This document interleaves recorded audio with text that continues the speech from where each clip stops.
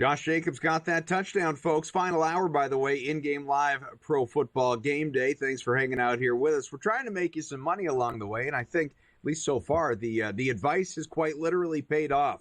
Can the Packers come all the way back, though? It was 16-3 at worst. It is now 16-10. Eagles get the ball. Start of the fourth quarter. Basically, it only took a couple seconds for Jacobs to take that 1-yard run in. He's got the anytime touchdown that a lot of people, I'm sure, were looking for. There are plenty out there that would like to see the Eagles answer back and get one specifically from Saquon Barkley. And that is the only one that I will accept. Anyone else, no thank you. A Saquon touchdown, fine, good, do that. I could use it.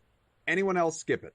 But, and also, as we sit at 16-10 here, Joe, well, I want to get to some of the player performances, but first let's look at the total, because we have just been talking about the total as it has plummeted along the way. Now it's back up to 36.5. Still a far cry from the 51.5 that we saw much earlier in the game, but also a lot higher than the 28.5 we were looking at not too long ago. How do you feel about this number?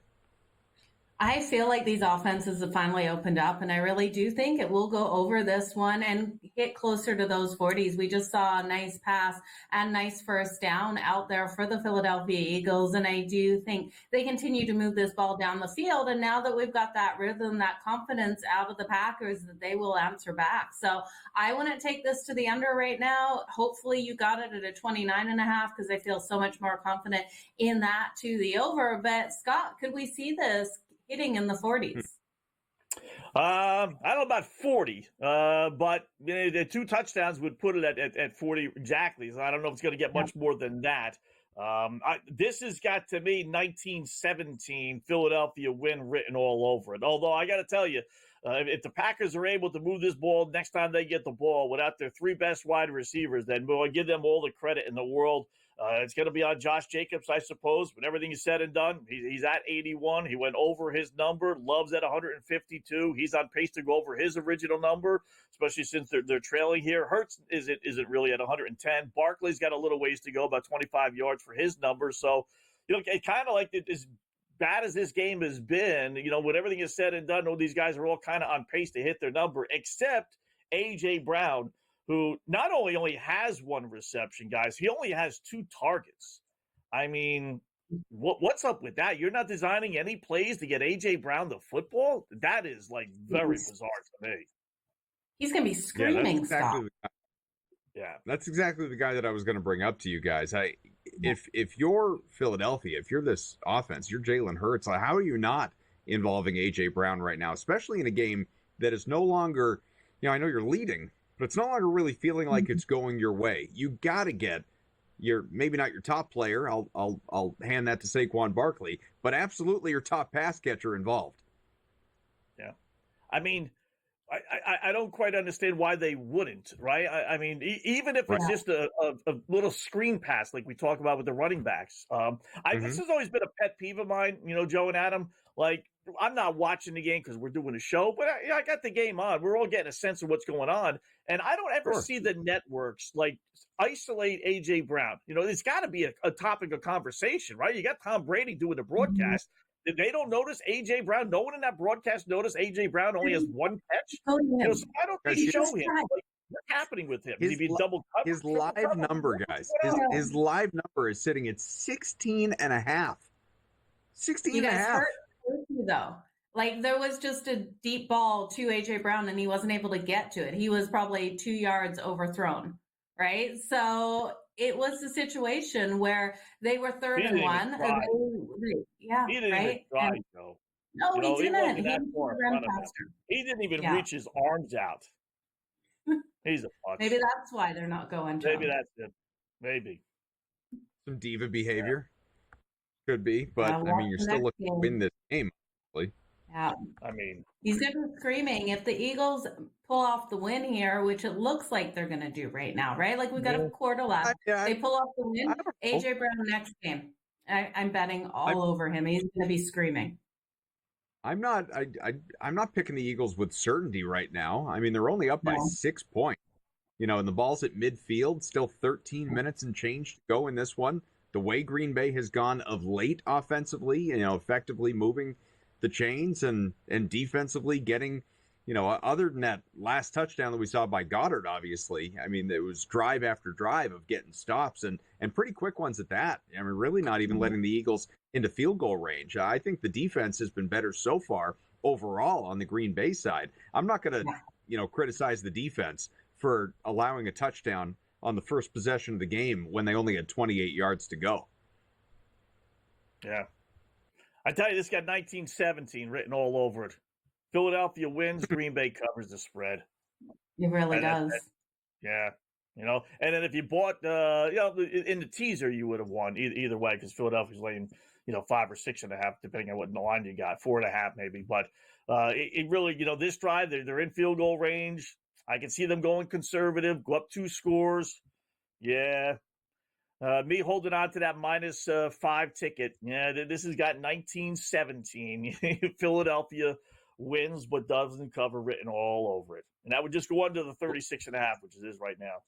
We'll see. Barkley just picked up 6, got him a first down, 1st and 20 at the Green Bay 26. So again, this is where, depending on how you bet your parlays, because you probably wouldn't have invested in this one straight unless you put a boatload on it. This is where everyone comes together, just roots on the Saquon Barkley touchdown. And then what, gets back to your regularly scheduled programming of pulling for Green Bay if you're on that side. Yeah. Can anyone take the Packers right now on the money line? Scott, I know you love to hedge. They're plus 600 right now. They just actually locked it up. So is there a situation where you'd be willing to hedge here on the Packers? Plus 750 currently on that money line. Listen, you put a sprinkle on it, but I do like them plus the 8.5. Like I said, Philadelphia's got a first down at the Green Bay 15-yard line, so they did get another first down. So they are clearly in field goal range. You get it. Even you could even give up a touchdown, go up. Even if they hit the 2-point conversion, go up 14, and Green Bay's still in a position to get the by the way, TD, which I think they're probably good enough to get, and then you still win your bet getting 8.5. So I stay away from the money line and go more towards the point spread right now. Okay. We'll keep an eye on it, obviously. Again, sitting 1st and 10, the Green Bay 14 at the moment. Look, the Green Bay money line is tempting. It's definitely tempting, but I could understand why anyone wouldn't necessarily want to invest until they see what happens on this drive. In part because if Philadelphia does score, obviously you're getting a much better number, I would think. I mean, it was 9-1 not that long ago before that touchdown, and but now you got scores though. Right? Correct. You want to know how much you're going to be down by. Right. And if Philadelphia does score here in any way, shape, or form, and now we got offensive holding here, it's going to move the ball back a little bit here for Philadelphia. But still, there's just been no. And Hurts did take off again, by the way. He's up to 32 rushing, so has I think another 13 yards to get to the number that we talked about at halftime. He's about halfway there, but it's this offense responding right now. Again, absent A.J. Brown. Had that one long throw that you guys talked about, but 1 for 10 still, which he had very early on in this contest. May have been maybe not the first drive, second drive. A.J. Brown had that 10-yard catch very early, and right now just not involved, not reliably anyway. We'll see. 1st and 20 at the Green Bay 24. Philadelphia leads, has the ball. We'll let you know.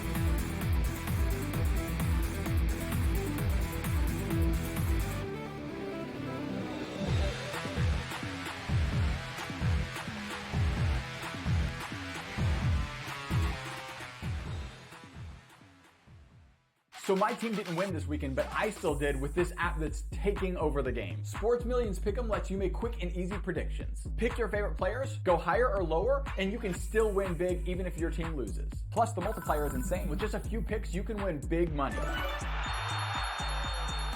So get on it. They've got a welcome bonus to help you start off your winning streak.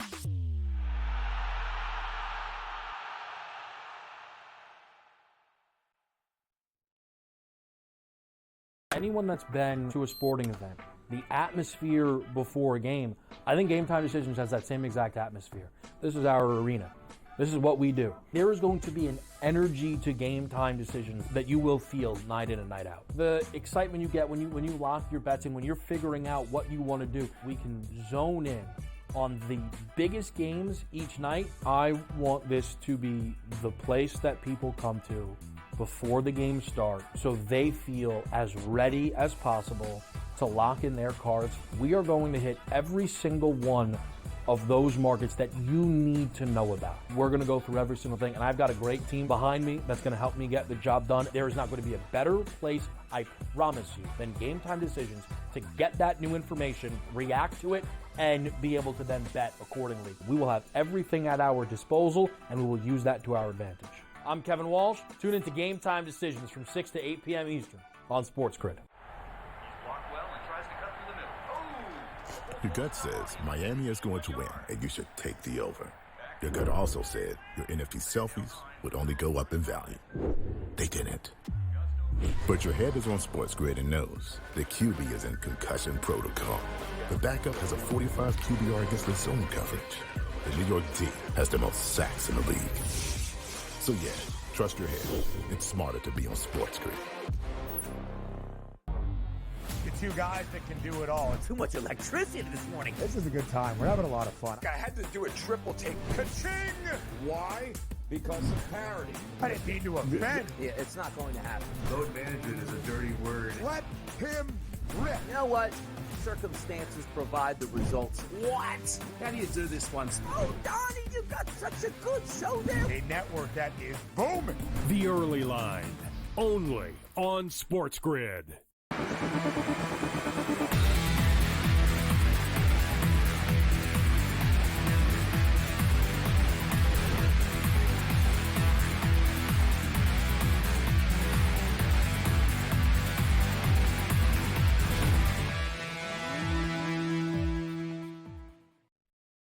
16-10 Philadelphia is on top of Green Bay right now. About 9 minutes to go in regulation. 2nd and 22 at the Green Bay 26 here for the Eagles. So how are we looking now? 3rd and 13 at the 17. How are we looking at this one, Scott? As you've been saying it for a little while. You think this says 1917 written all over it. Is this a drive that's going to stall and end in a field goal? Yeah, I would think so. It's 3rd and 13 at the Green Bay 17. You know, that's tough enough to do when you're at your own 30 or 40-yard line. It's next to impossible to do when you're that down the field, right? And, not impossible, but you know what I mean. So, and they don't get the first down. So it's 4th and 8 now at the Green Bay 12. You kick the field goal. You go up 2 scores, right? I know your field goal kicker just missed an extra point, but he should be able to get this. Philadelphia is not worried about covering a 5-point spread, I will say, but it does have, again, that 1917, right, written all over it. You got 8 minutes left. Green Bay's got to be in a hurry-up offense. I wouldn't be doing too many. It's weird because they move the ball down the field with Josh Jacobs, but you're down 2 scores here, and the field goal is good. You're down 2 scores. You can't screw around by running the ball off that much with 7.5 minutes left, right? Yeah, and the field goal is good. So we have a 19-10 game, and that line still 6.5 because the books believe that the Packers will be able to answer back, you guys. So let's see what the Packers have on this drive. I'm with you, Scott. They can't mess around with Josh Jacobs, but if he can break free for a long run out here, he has every ability to move that ball fast down the field as well. So it'll be interesting, the game plan coming out here out of the Packers. What are you expecting, Adam? Again, feed Jacobs. You're down by 9 points. You don't have to throw. You just got to move the chains effectively, efficiently, somehow. Whether you're looking toward, Kraft, Wicks, has gotten an increased number of targets. We don't know if we'll see Jaden Reed out there available on this drive. We got to see, obviously, what his situation is. We know that Romeo Doubs, unlikely to see him in this one. I don't know if he's been officially ruled out, but when you're evaluated for a concussion, very irregular that you're cleared to return to that same game. So between all of that and the Christian Watson absence, obviously Jordan Love is running out of weapons. But Jacob seems to have found some new life here in this half. Just needs to build upon it. Had that 31-yard near touchdown run, finished off the drive with that score on the last possession. I just feel like it's really weird because the Packers only have 10 points, but every drive, it feels like the Packers are on the cusp of scoring. They're in the vicinity. They're right there. And the Eagles are just sort of holding on. So I expect to see that again from Green Bay. Now, whether it ends in points, Joe, I don't know, but I expect to see a drive here out of the Packers with 7.5 to go. It's completely necessary for this to end in points for them, I really think, Adam, if they have a chance of winning. If they drive down the field, and this is another, 4 or 5 minute drive down the field, they're going to come up against a 2-minute warning and giving the Eagles the ball back. So they need to score on this one. They need to do it fast, and they need to find a way to get the ball back again before that 2-minute warning goes off, Scott. Yeah, I tell you, man, I really like Green Bay plus 6.5, Yeah. Because the field goal is in play here. That's the other thing. So it's kind of like pretty good. If you got Philadelphia laying 5, 4.5, 5.5 from the start of the game, yes, teams give up the by the way touchdown, but that's based on 4 downs. Green Bay needs a field goal here. So when it's 4th and 5, 6, we'll say, from the Philadelphia 30, instead of them going for it, they'll kick the field goal here, which means they'll cut it to 6, and your 5, 5.5 is still covering. That said, Green Bay getting 6.5 now. I mean, I would be surprised. 7.5 minutes left, the way they move the ball. You're right, Adam. Believe it or not, with 10 stinking points on the board, you know how many times they punted today? Only twice. There aren't too many times a team scores 10 points midway through the fourth quarter, and they've only punted the ball twice. But that's been Green Bay. It's either been a turnover or get down the field, not be able to convert for whatever reason. So I still like the 6.5. I really do, because that field goal situation. And Philadelphia's defense is going to be laying back. So I would take the Packers plus the 6.5 now. Well, Elliott to the is going to be a touchback after the kickoff, and so we'll see what the Packers can do here with 7.5 to go in the fourth. Again, needing 2 scores, as far as winning this game, just needing the one, a touchdown specifically, if you're looking to cover in this contest on Green Bay, at least if you invested pregame. If you invested in-game, potentially you're already sitting in the vicinity of where you need to be. There was a double digit out there for quite some time here in this contest, but again, 9-point deficit for the Packers, who have, again, kind of come alive here in this second half. Just need to finish this thing off with points. So far, I mean, it's so funny. This half has been so much different than the opening half, where it was just slow and kind of boring. 10 points total in that half. We've now, in this half, we've seen 10 from the Packers alone. We've seen 9 from the Eagles. What will Green Bay do here? We'll find out. Jacobs picks up 14 on a pass. So, again, it continues to be a focal point in the receiving game. Wish I had been more invested in that earlier, because he is now the team's second leading receiver, never mind running back. 3 for 40, Joe, has caught everything thrown his way. Unbelievable to see what he's doing out there on the field. But you're right, Adam, that had to be the game plan here with Reed going out of the game. Just feed Josh Jacobs, no matter if it is in the run game or in the receiving game. And that's exactly what the Packers are doing. And that's going to be the recipe for success to come back and get the win here. Now, they're still not out of the realm of winning this game. There's 7 minutes and 32 seconds left. They're 2nd and 6 on their own 38-yard line. So they need to continue to drive this ball down the field. If someone's going to get that touchdown, Scott, here for the Packers, who would you be leaning on right now? Would you go to Josh Jacobs, with Josh Jacobs really being the focal point at the moment? I'd probably go with Tucker Kraft. He seems to be one of his favorite targets. I don't know if they would go with Jacobs, again, maybe. But I kind of like Tucker Kraft here to get in the end zone if they score. Packers, again, down by 9. They are out to the Green Bay 38. 2nd and 6 is on the way. All right, so here's the deal. We've been talking a lot about this game. Understandably, this is in-game live pro football game day, but got to at least, if not react to a little bit of what we saw earlier and yesterday, look ahead to games that are still to come next week, some early previews on the AFC divisional round games. And, of course, Sunday Night Football is coming up, another important game between Washington and Tampa Bay. And Tom Vecchio will join us coming up in a little bit. Hang with us.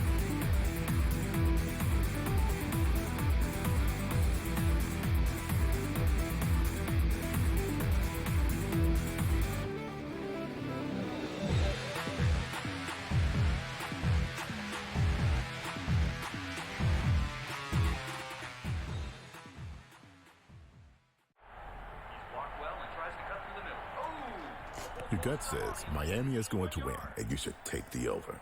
Your gut also said your NFT selfies would only go up in value. They didn't. But your head is on SportsGrid and knows the QB is in concussion protocol. The backup has a 45 QBR against the zone coverage. The New York team has the most sacks in the league. So yeah, trust your head. It's smarter to be on SportsGrid. The two guys that can do it all. Too much electricity this morning. This is a good time. We're having a lot of fun. I had to do a triple take. Ka-ching! Why? Because of parity. I didn't mean to offend. Yeah, it's not going to happen. Load management is a dirty word. Let him rip. You know what? Circumstances provide the results. What? How do you do this once? Oh, Donnie, you've got such a good show there. A network that is booming. The Early Line, only on SportsGrid. Anyone that's been to a sporting event, the atmosphere before a game, I think Game Time Decisions has that same exact atmosphere. This is our arena. This is what we do. There is going to be an energy to Game Time Decisions that you will feel night in and night out. The excitement you get when you lock your bets in, when you're figuring out what you want to do, we can zone in on the biggest games each night. I want this to be the place that people come to before the games start so they feel as ready as possible to lock in their cards. We are going to hit every single one of those markets that you need to know about. We're going to go through every single thing, and I've got a great team behind me that's going to help me get the job done. There is not going to be a better place, I promise you, than Game Time Decisions to get that new information, react to it, and be able to then bet accordingly. We will have everything at our disposal, and we will use that to our advantage. I'm Kevin Walsh. Tune into Game Time Decisions from 6 to 8 p.m. Eastern on SportsGrid.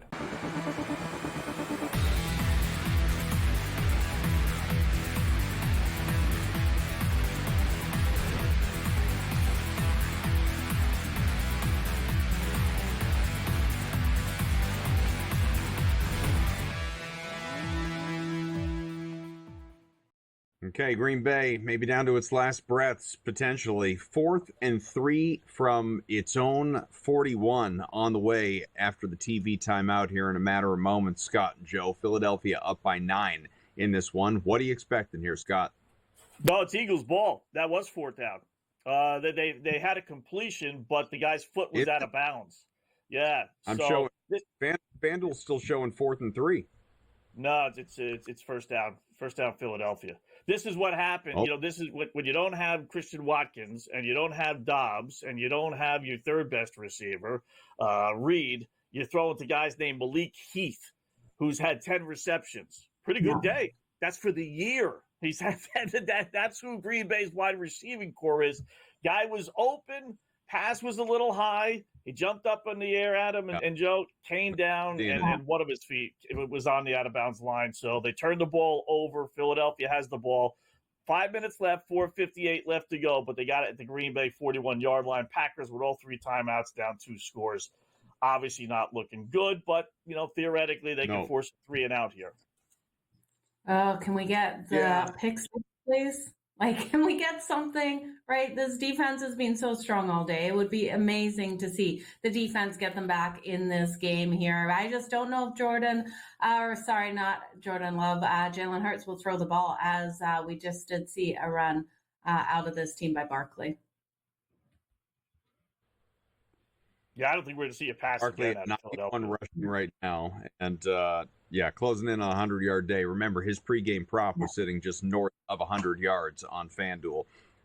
And still, A.J. Brown, I realize there is not the propensity to throw the ball for Philadelphia at this point, but the fact that they could or likely will win this game with A.J. Brown being a non-factor in it is pretty unreal to me. At least maybe saying a non-factor is not the right way of putting it, guys, because, of course, just his presence on the field takes attention away from the defense, and that opens up guys like Smith and Goddard, who have had very good days. But statistically speaking, A.J. Brown has been a non-factor in this game. May not matter. The question, you alluded to this earlier, Scott, is, you know, between games, does this lead to a little bit of bitching and a little bit of emphasis on the game plan to get me the ball next round? I mean, I would think so. I wish Fox would show him and just say what's going on.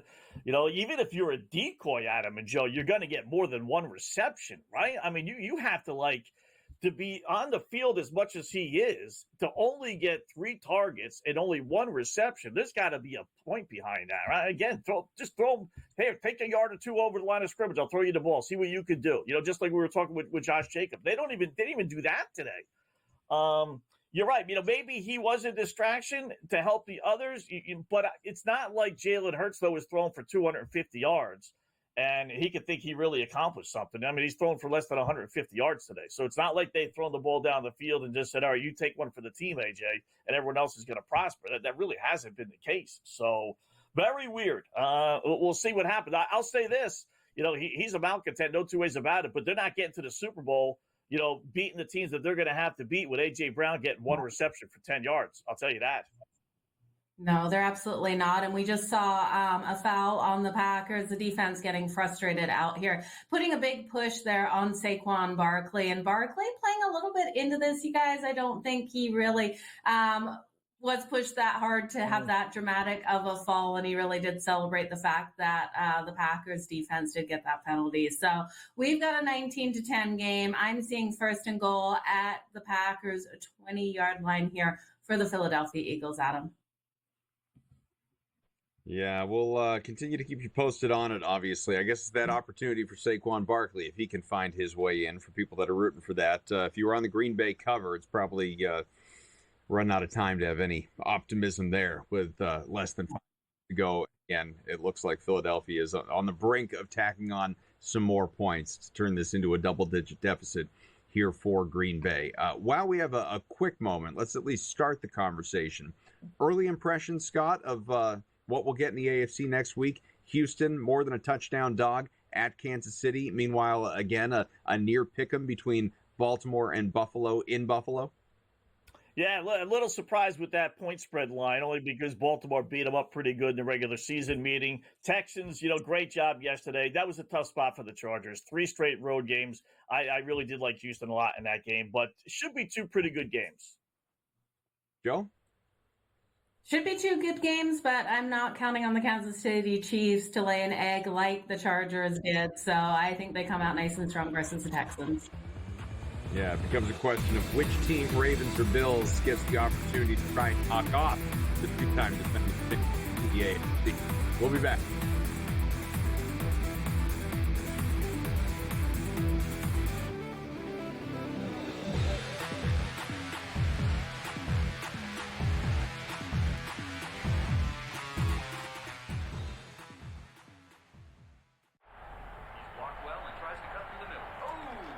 Your gut says Miami is going to win, and you should take the over. Your gut also said your NFT selfies would only go up in value. They didn't. But your head is on SportsGrid and knows the QB is in concussion protocol. The backup has a 45 QBR against the zone coverage. The New York D has the most sacks in the league. So yeah, trust your head. It's smarter to be on SportsGrid. The 2 guys that can do it all. Too much electricity this morning. This is a good time. We're having a lot of fun. I had to do a triple take. Ka-ching! Why? Because of parity. I didn't mean to offend. Yeah, it's not going to happen. Load management is a dirty word. Let him rip. You know what? Circumstances provide the results. What? How do you do this one? Oh, Donnie, you got such a good show there. A network that is booming. The Early Line, only on SportsGrid. Anyone that's been to a sporting event, the atmosphere before a game, I think Game Time Decisions has that same exact atmosphere. This is our arena. This is what we do. There is going to be an energy to Game Time Decisions that you will feel night in and night out. The excitement you get when you lock your bets in, when you're figuring out what you want to do, we can zone in on the biggest games each night. I want this to be the place that people come to before the game starts, so they feel as ready as possible to lock in their cards. We are going to hit every single one of those markets that you need to know about. We're going to go through every single thing, and I've got a great team behind me that's going to help me get the job done. There is not going to be a better place, I promise you, than Game Time Decisions to get that new information, react to it, and be able to then bet accordingly. We will have everything at our disposal, and we will use that to our advantage. I'm Kevin Walsh. Tune into Game Time Decisions from 6 to 8 p.m. Eastern on SportsGrid.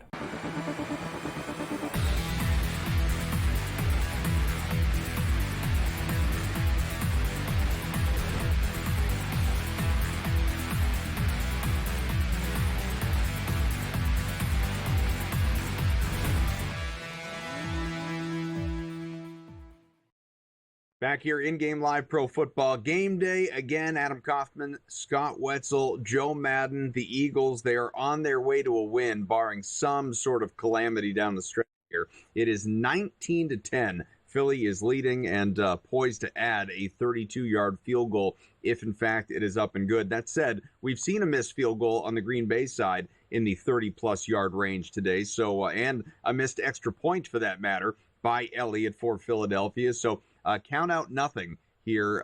Looks like, and they not attempted it. They take a timeout on the field, it looks like. So we'll continue to wait this thing out. 4th and 4 from the Green Bay 14 with about 3 minutes to go here in regulation. And Green Bay no longer looking like it is going to cover unless you invested in one of those in-game numbers that we talked about. Then maybe. Let's quad box this thing. Bring in for the second straight week here on this show our pal Tom Vecchio. Tom, these playoffs so far, not wildly entertaining. I mean, you got a massive disappointment that you and I were both on the wrong side of involving the Chargers yesterday in a game that, even independent of the, like, you take money out of it, just pure entertainment. If you're a fan just sitting on your couch watching the football game, you're not even a bettor. The game sucked. It was awful. The next game, the Ravens blew out the Steelers as so many expected.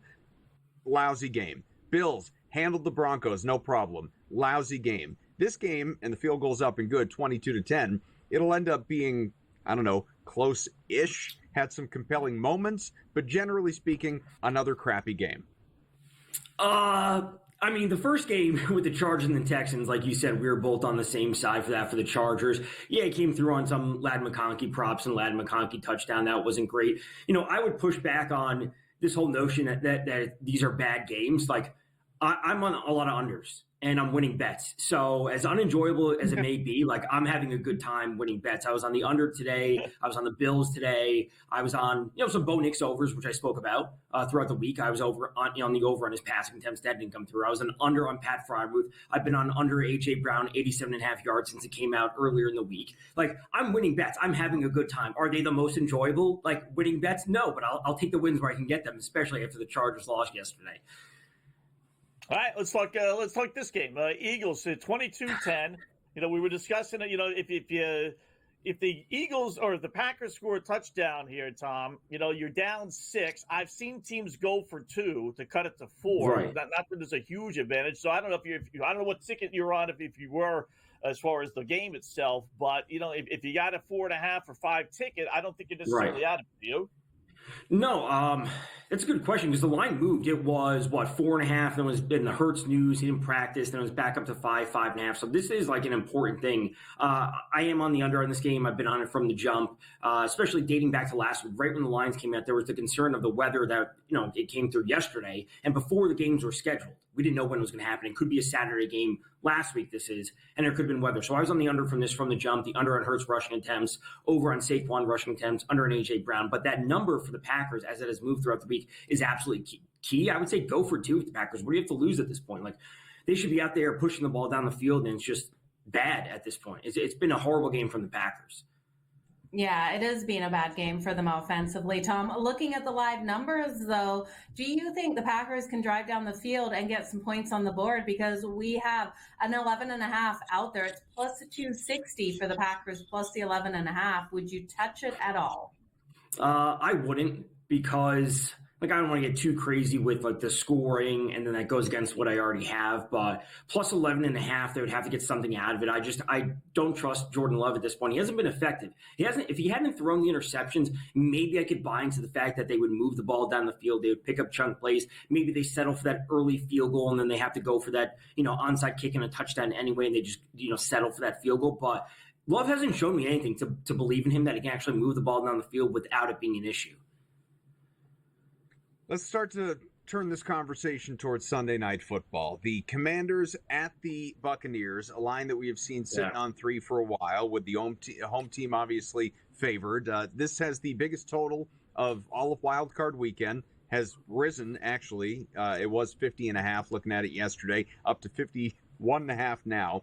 This is a game, I'm curious how you feel about it. I'm on the Commanders side, but not with any real conviction. It's not a big bet. I don't have a decisive feeling on who ultimately wins this game. I just sort of feel like the dog is the better play here. What I do think are we're going to get points. Both these teams, they are over teams throughout the regular season, especially the first half over, but generally speaking, overs for full games as well.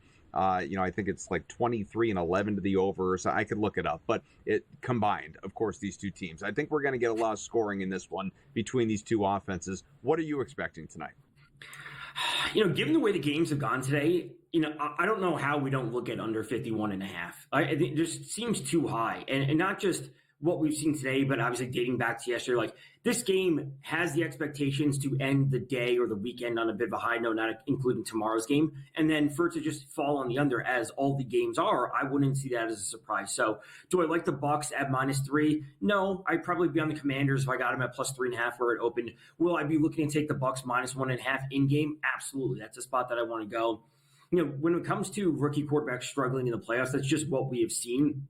I don't want to say Daniels is going to go out there and struggle, but I just expect essentially the pedigree that the Bucs have. I know it's not Baker specifically, but there are players that won a Super Bowl that are still on this team, and they have somewhat of a pedigree to at least bring that forward into this game. Do I expect this to be a clean game on both sides? Absolutely not. I expect it to be a bit of wackiness. The Baker interception at -114, I think, is very live today as well. How about, since you like the under, it's hard to go props, right? Because generally, Tom, I think, most people, when they do props, they go over. So do you actually play some unders then with some of these guys? So the one over that I do like is Zach Ertz over 38.5 receiving yards. He's played a solid role. Also, specifically the Bucs, they've allowed throughout the regular season, they allowed 1,144 receiving yards to opposing tight ends. That was the second worst in the league. And just the target share that Zach Ertz has overall, especially when we've seen him later in the season, I do like that. I think this is a dead under for Brian Robinson. With Vita Vea in the middle there for the Bucs, we have seen a lot of these recent teams the Bucs have played struggled to get the ball moving on the ground. Now, granted, take this with a massive grain of salt. One of them was the Panthers with Raheem Blackshear as a starting running back. The same thing can be said about the Saints when it was Clyde Edwards-Helaire the final week of the season. So, the degree of teams that they played is very vast. And Rico Dowdle in that game that they lost on Sunday night to the Cowboys, he also struggled. I just don't expect this to be a ground game for the Bucs. It has to be through the air. Zach Ertz would be my favorite option. Then Terry McLaurin. I know some people are going to take the shots on Zacchaeus or some of these secondary tertiary options, but it's Zach Ertz over for me tonight. Tom, what about when we do turn to the Washington Commanders here and looking at Jaden Daniels, looking at his rushing prop? It's really interesting. He has a number of 54.5. We know before that injury to his ribs, he was lighting things up. He looks to be back in that form. Would you take it over that number, or would you go to the under? I don't mind his over when it comes to rushing yards. I think the Bucs will win this game. So if they are out ahead and they are able to bring a little bit of pressure, we are going to see Daniels have to scramble a little bit, combined with just the design run plays that they have for him. Right? So adding the two things together should get him to that 54.5. I believe Winfield Jr. will be back for the Bucs as well. So a little bit better in the secondary, tighten things up when it comes to Terry McLaurin. Just removing the options for Daniels to have effective, clean passes, which he has been so good at this year, piling up the completion percentage. I don't know if that will be the case tonight, and therefore he will have to scramble. Rookie quarterbacks, Tom, before we break, 5-11 straight up and against the spread in the last 16 playoff starts during this wild card weekend. We saw Bo Nix fail to cover, lose outright earlier as well today.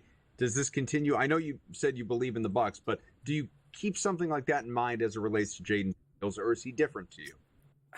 I think he's better than the rookie quarterbacks, but I think the Bucs will win this. And if I had to decide, I would say the Bucs covered the 3. All right, we will talk more with Tom Vecchio about that game, maybe if it's time to look at some of the other matchups we have in front of us in the NFL playoffs as we wait out what is inevitably going to be an Eagles Olympic.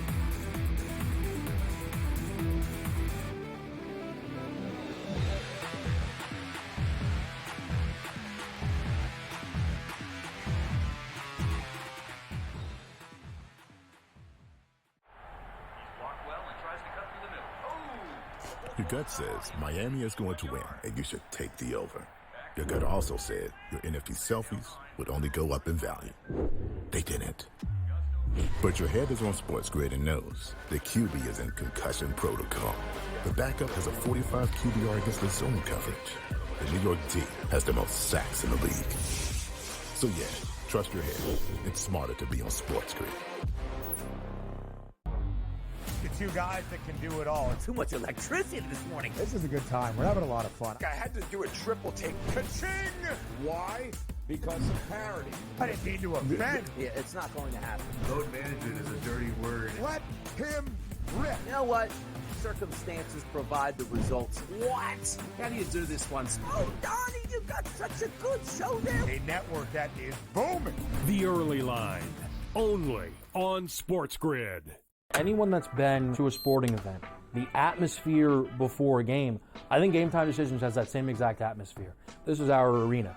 This is what we do. There is going to be an energy to Game Time Decisions that you will feel night in and night out. The excitement you get when you lock your bets in, when you're figuring out what you want to do, we can zone in on the biggest games each night. I want this to be the place that people come to before the games start so they feel as ready as possible to lock in their cards. We are going to hit every single one of those markets that you need to know about. We're going to go through every single thing, and I've got a great team behind me that's going to help me get the job done. There is not going to be a better place, I promise you, than Game Time Decisions to get that new information, react to it, and be able to then bet accordingly. We will have everything at our disposal, and we will use that to our advantage.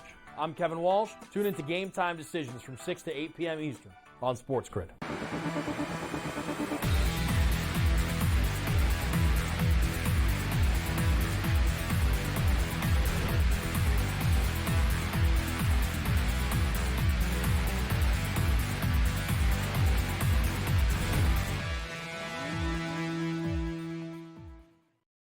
Packers are unlikely to win this game, but the cover might be live pregame anyway, depending on where you got that number. Green Bay is driving and is 1st and 10 out to the 40. We have a timeout on the field because a player, I think a lineman for the Packers, carted off the field. So, 2-minute warning. 2-minute warning, actually. That was a highlight. 2-minute warning. That was okay. All right. Well, that makes more sense then. So, there you go. All right. So, even right now, the books are not really giving much credence to the Packers. Still laying 11.5 at minus 118 for Philadelphia, plus 11.5 at minus 110 for the Packers. Obviously, total off the board. Money line's there for Green Bay if you want to get crazy, 55-1, Tom. But what are you thinking? Sort of going back to what Scott was talking about. Do you think a pregame line, a cover, is in the cards here potentially? I think absolutely. Like at this point, the Packers, why are they not selling out on every play, every possession? Like they shouldn't be running the ball, break off these big chunk plays. I don't have the game up, the stream up in front of me, but I assume the Eagles are playing some type of soft shell prevent defense. So the yards should be there for the Packers. And again, a field goal, a touchdown, they could probably come through. They have to go for the 2 scores anyway. So get one on the board, go for that onside kick. Like that's what they should be doing. Yeah, they just got it locked up, so I don't know if they got something going on. But I tell you, 11.5. If you get that back up there, they're at the Philadelphia 40. You're right, Tom. They're playing soft here. We've seen 1,000 teams go down the field. Love's had some success here, but all right, we'll see what happens with this one. We'll move on to Minnesota. Minnesota. Go ahead. Yeah, Love just got picked off for the 3rd time, so that'll do it. Shocker. How did they know, Tom? Right? I mean, we've all been doing this forever. Every team in the world, especially in the NFL, gets the by the way touchdown. And if they give you a line, they make sure they give it to you where it's more than likely going to happen versus the other way. Whereas this one, they were begging you to take the Green Bay Pack. They were giving not only 11.5, not that necessarily mattered, it was within a touchdown, but they were giving us over 2-1. Right. It wasn't just normal odds. They had to know. They had to know somehow, Tom. I don't know how, but they just knew that Green Bay was not going to score. I mean, it's been in the cards all day for the Packers. I mean, right from the opening kick, the fumble, the tides have been against the Packers. Like it should have just been Eagles on the alt spreads, taking them all the way up to not just 5.5, but 9.5. That's what I normally like to do, but it wasn't a playoff game type thing that I would do it in. I just Yeah, don't know why you're definitely hailing not. three to the end zone right there, Joe. Like, what's? I mean, you have first and 10 at the 40, and 2 minutes to work with, and timeouts available. Like, why? Like, why just hurl it to the end zone? No, there was no need. They could have ran off a couple of plays, given the ball to Josh Jacobs, and really tried to get that in a more manageable range than throwing that Hail Mary. That Hail Mary was needed with 10 seconds left on the board, right? That was not the play we wanted to see, and the Eagles are going to run out the clock. So if you're rolling with Saquon Barkley props for those rushing yards, you just want to see him get that ball right now. How many yards is he sitting at, guys? He's at 102. 102, and wasn't the pregame like 103 and a half? Yeah, 103 and a half. They do have to run one play. They have to run one play here, so yeah, they can't take 3 knees. Right. And he got 4 yards. Yeah. No, he got it, and that's he's up to 119. Sweat proof. Oh, okay. As usual. He went from 104 to 119. Though. But here's the thing, though. If you played his rushing yards over, if you played his receiving yards under, but if you played his combo yards, you did hit that with that latest run. Yeah. Nice. 119 and 4. Nice. No Hurts touchdown. What do you think of Jalen Hurts today, Tom? Okay. Like, I think this is the role that they wanted him to play where, like, again, the scrambles, I just didn't see happening. It was 9.5 last week, so I took under 9.5. I didn't see them pushing the ball too much. Like, this was very clearly a Saquon game from the jump with the Hurts news. Again, this is dating back to last week, my take about the weather. Before the games were scheduled, there was a chance that they played yesterday, right? And there could have been some weather impacts. So it was just like, oh, this is a dead under game. This is all running. This is limiting the ball in Jalen Hurts' hands because he's coming off of 2 missed games with the concussion. They didn't get the bye with the number 1 seed. It was just all about the ground game, all about Saquon, get the ball out of Hurts' hands. And he was fine today. Like, he wasn't amazing. He wasn't terrible, but he threw the touchdowns when he needed to, and he took care of the ball. Stop taking the hits, though. That's it. Final 22-10, Philadelphia advances. So, in the spirit of matchups that we know about, we know, Tom, what the AFC is going to look like with Houston visiting Kansas City, much to our dismay, and, of course, the matchup everyone is looking forward to, and that is Buffalo playing host to Baltimore, the clash of the 2 MVP hopefuls. How does that one play out? I mean, it's got to be an under, right? 51.5. Like, I'm not betting on too many overs when it comes to the playoffs. Teams are playing things super, super scripted. They are playing things as much in control as possible. They're getting the ball to the players that they can trust when it comes to what they saw in the regular season. They're not coming out with these crazy trick plays, or at least they shouldn't be. They're operating rationally. It's going to be carries for Cook. It's going to be carries for Derrick Henry. It's going to be combined rushing plus passing for Lamar Jackson. The same thing can be said about Josh Allen on the other side. I think there's a lot of interest, or I'll have a lot of interest in that game when it comes to building some type of same game parlay at him. I know we'll go back and forth, but like, we know where the ball is going, at least when it comes to running. When it comes to passing for the Bills, I probably have no interest because they have too many options and they spread the ball around too much. For the Ravens, will Zay Flowers be back? That's a big question. And if not, it's going to be Mark Andrews and Rashad Bateman and maybe Isaiah Likely. Like, we know exactly where the ball is going to be going for the majority of both of these teams. Any thoughts on tomorrow's Minnesota Rams game? Not too much right now. Adam and I will be doing the pregame. I think the Rams win. I think Puka's going to be involved. I think we'll see a slower game from Aaron Jones. I have some interest in Aaron Jones under rushing attempts. But specifically for Chiefs-Texans next week, everyone's going to be saying the same thing. I want to get this out there early. It's 7.5. Everyone's going to say the same thing. Oh, what's the Chiefs? They're going to win. They're not going to cover. Like, it's the same thing every week. They win, but they don't cover. Take the Texans. When the Texans get out and score, take the Chiefs at -3, and they'll cover that number, but they won't cover 7.5, and they win the game. We know what's going to happen. Tom Vecchio again, as he mentioned, you can catch us on Pro Football Today tomorrow at 7 o'clock Eastern. I assume you're still on tonight at some point? Halftime and postgame. There you go. Much more with Vecchio on the grid, and we will wrap things up when we come back.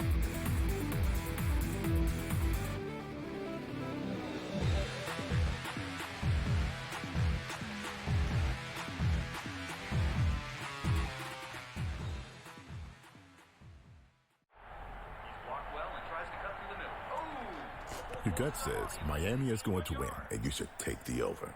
Your gut also said your NFT selfies would only go up in value. They didn't. But your head is on SportsGrid and knows the QB is in concussion protocol. The backup has a 45 QBR against the zone coverage. The New York D has the most sacks in the league. So yeah, trust your head. It's smarter to be on SportsGrid. The two guys that can do it all. Too much electricity this morning. This is a good time. We're having a lot of fun. I had to do a triple take. Ka-ching! Why? Because of parity. I didn't mean to offend. Yeah, it's not going to happen. Load management is a dirty word. Let him rip. You know what? Circumstances provide the results. What? How do you do this one? Oh, Donnie, you got such a good show there. A network that is booming. The Early Line, only on SportsGrid. Anyone that's been to a sporting event, the atmosphere before a game, I think Game Time Decisions has that same exact atmosphere. This is our arena.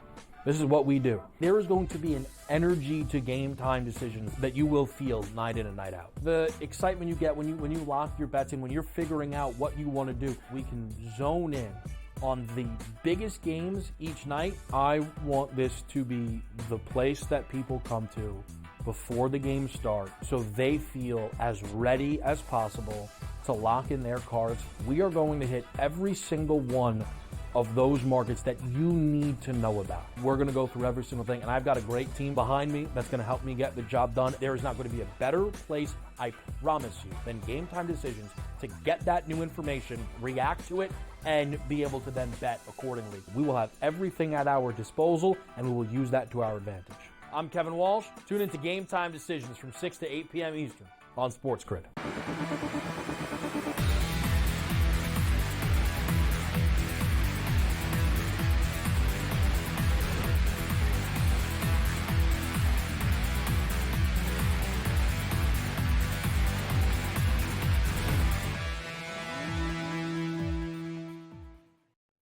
Eagles advance 22-10 against the Packers, sets up one more game in Wild Card Weekend tonight anyway, and that is, of course, the big Sunday Night Football clash.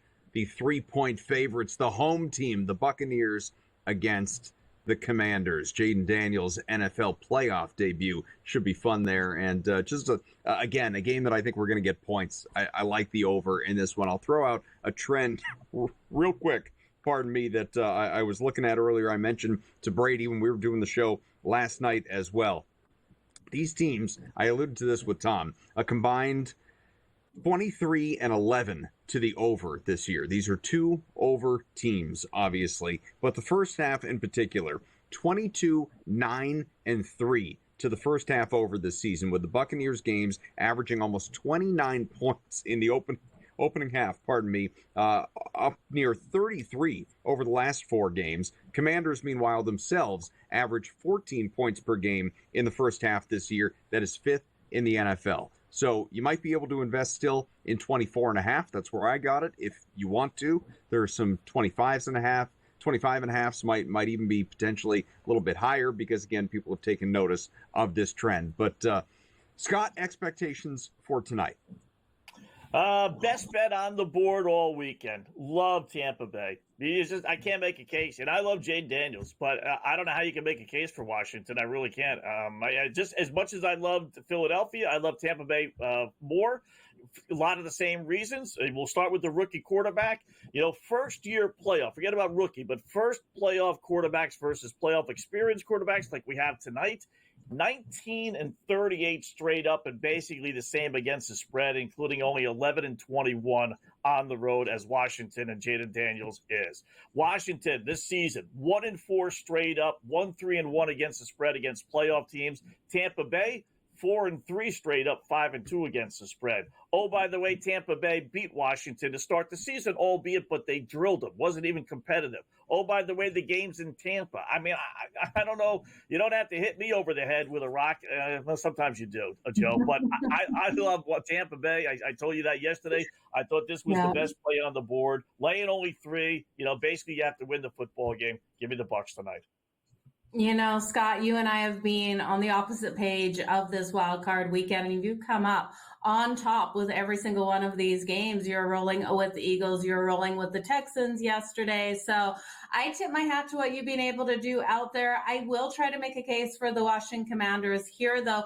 I think this will be a nice live betting situation. I expect Tampa to get the ball first, and then I want to come back in on the Washington Commanders. I think they have the ability to keep it tight, but I'm counting on their run defense to really step up. That run defense hasn't been where it's needed to be all season, and if that run defense can come out nice and strong here and shut down Bucky Irving, we're going to see a game where I do think Jaden Daniels will go over his rushing prop of 54.5, where I do think we'll see Brian Robinson Jr. be able to get that ball moving. So I'm counting on Washington. I would grab them plus the 3 right now, but I do think it's a better live betting situation once Tampa goes up in this game, Adam. I'm looking forward to this one. This should be fun. Again, it's not the game that I am most looking forward to. I mentioned that's the Monday night game tomorrow night between the Rams and the Vikings. We really haven't had any opportunity to talk about that game because there was so much with that game that just happened. But just quick thoughts on this one, Joe. I'll start with you. I'm on the Rams. I do think that and never mind with the points, just go to the money line. Spread's so thin, as it is, and it has climbed a little bit with the change of venue from LA to Arizona as a result of the LA wildfires and concern, obviously, for public safety. I just think LA is, I don't know if it was a little bit of Sam Darnold, turned into a pumpkin in week 18. Maybe he bounces back from that, and I'm an idiot. But I like this Rams offense a lot. It's been a little inconsistent lately, but I like what Stafford, Nakua, Kupp, and Williams are all capable of together. Yeah, I wanted a 3.5 here for the Rams, and at 3.5, I would bite on them here. But with the Vikings, with everyone saying that Sam Darnold turned into a pumpkin, Adam, I keep hearing that. I think I'm going to take a big chance here on the Minnesota Vikings and ult this line. I think they end up winning this by a touchdown. This defense is absolutely legit. And Scott, I think Sam Darnold has that bounce back game. Where are you going? Because you've had the better of me all weekend.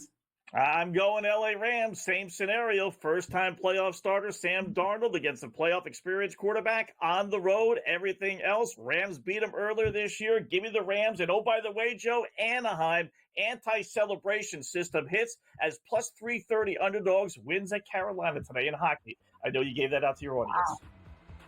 What, hockey? Hockey at the end, in-game live pro football game day? Yes. Congrats to the Eagles. Got the job done with ease. Thanks to AJ, to Matt, to everyone behind the scenes, all of our, everyone out there watching, listening, content.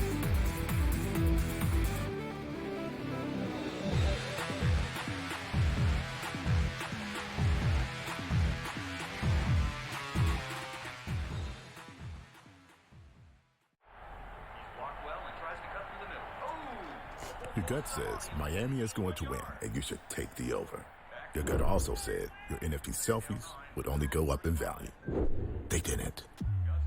But your head is on SportsGrid and knows the QB is in concussion protocol. The backup has a 45 QBR against the zone coverage.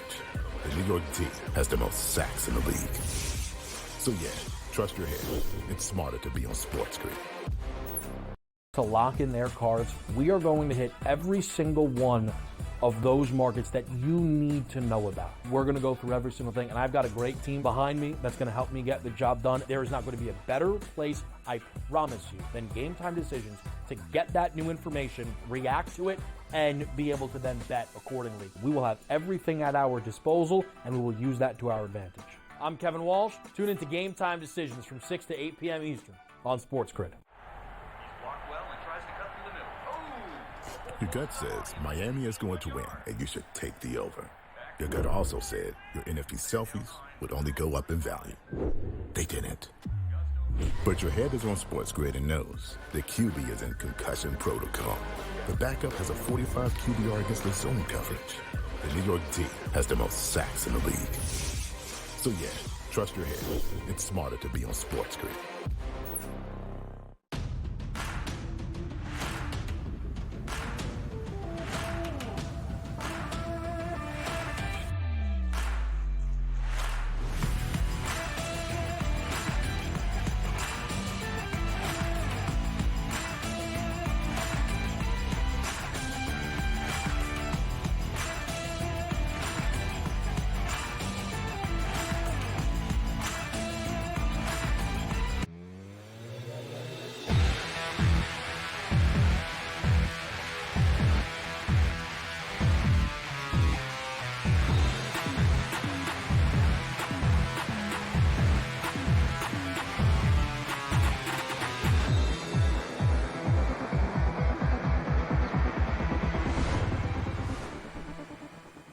In-game live game day has begun. I am Gabriel Morency. SportsGrid Radio and Television Network, Sirius XM Channel 159. Let's do this thing.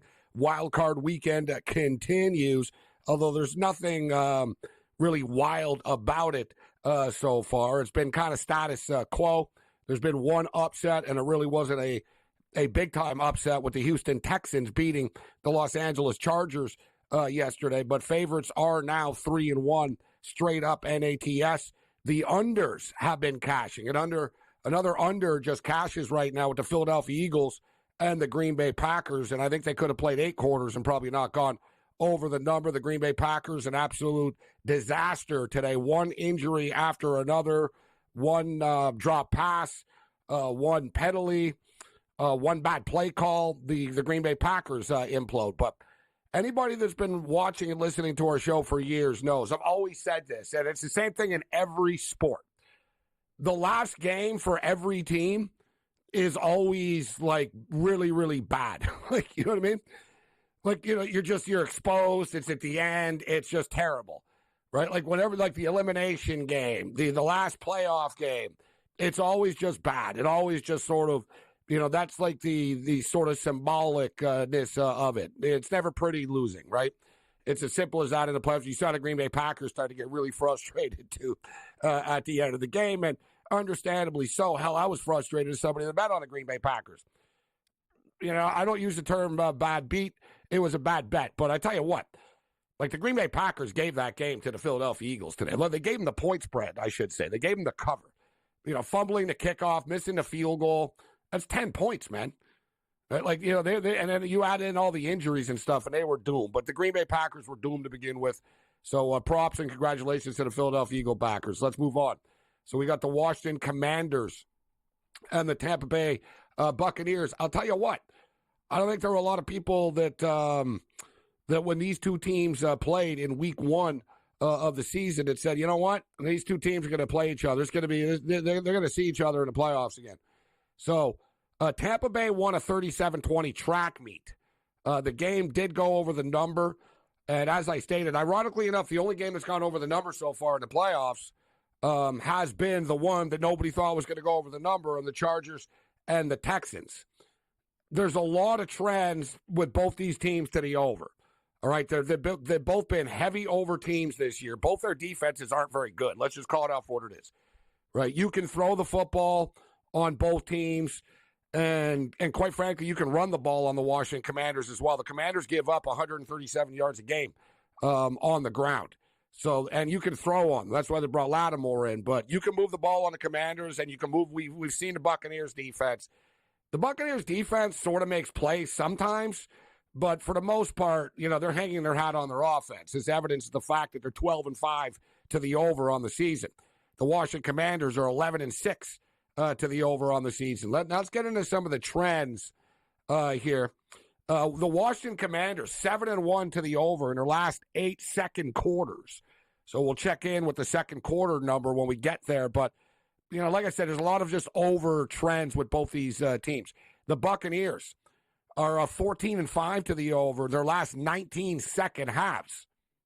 The Buccaneers, 10-3 straight up their last 13 second halves as well. So Tampa Bay have been a good second half football team. The Bucs 9-2 to the over their last 11 games, first half at home, and it's 25.5 in the first half right now, the total. And the Buccaneers are 7-1 straight up when rushing for 140 or more yards this year.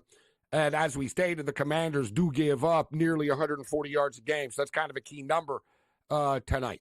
Now, as far as our plays, and I believe we're looking at it like an 8:15 kickoff coming up here, so you still got a couple of minutes to jump in. I didn't put the long field goal prop in, this weekend very much. I did in the Charger game. I was not concerned about weather, but, just sort of the, outdoors. You'll notice in the playoffs, and we're a big long field goal guy, but you'll notice in the playoffs, coaches don't like going for long field goals unless they absolutely sort of positively have to, right? They don't want to miss a 54-yarder and give the ball to the other team at midfield, essentially. So, they'll play it safer. We've seen, too, quite frankly, pretty much every coach, besides Sean Payton, And not any surprise today. Like Deshaun Payton rolled like a trick play or two out of his sleeve. He ran a fake punt. It actually worked. But the coaches have been overly conservative all weekend. Harbaugh was overly conservative early in the football game. He kept on kicking field goals and just, I'm about taking the points. But, bro, it's 3rd and 1 and 4th and 1. What are we doing here? Right? What are we doing? Last night, Tomlin punched the ball 4th and inches. It's like, okay, good for you, bro. You just gave the ball back to Lamar, and he just scored. He ate 8 minutes off the clock and scored at the end of it. Right? We saw Matt LaFleur today. I didn't understand the play calling. I know all the wide receivers are beat up, but we'll see tonight if, the coaches are a little bit more aggressive. But weather's not a factor tonight, obviously.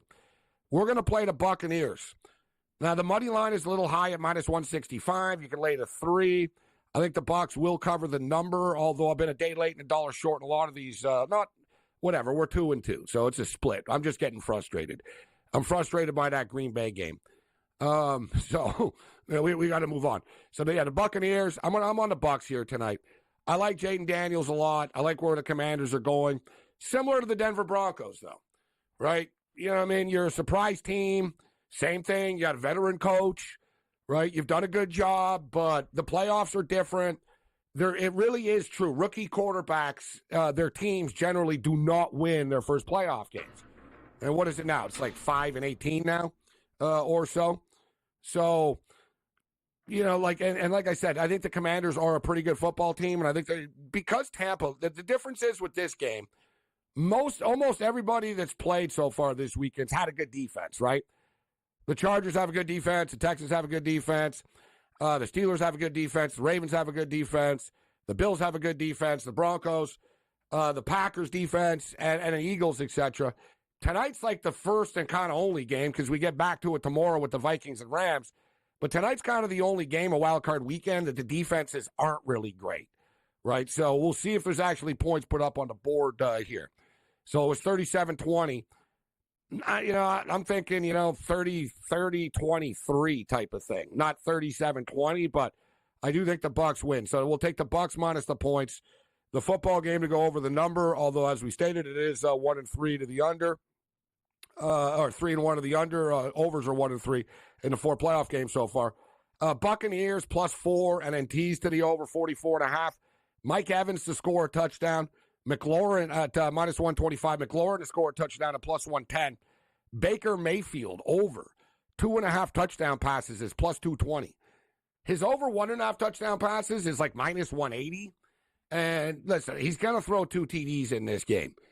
And then I'm thinking, I'm not like minus 180. I guess you could put in the same game parlays or, you want to mix things up a little bit with some touchdown score props. But him to throw 3 touchdowns is +220. +220 is an attractive number. So a little sprinkle on Baker Mayfield to go over 2.5 touchdown passes tonight. Now, as far as the first touchdown score of the game is concerned, we're going to ride or die with the Tampa Bay Buccaneers on this. Normally, I don't do 2 players, as you guys know, but let's do 2 players tonight. We're looking for a win here. So we're going to keep it simple. We're going Bucky Irving and Mike Evans to score the first touchdown of the game tonight. And Bucky Irving is +400. Mike Evans is +550. So I prefer Mike Evans. I even put a little bit more on Mike Evans. So I prefer if it's Mike Evans that cashes in. So Irving and Evans, first touchdown score of the game. Let's roll in-game live game day.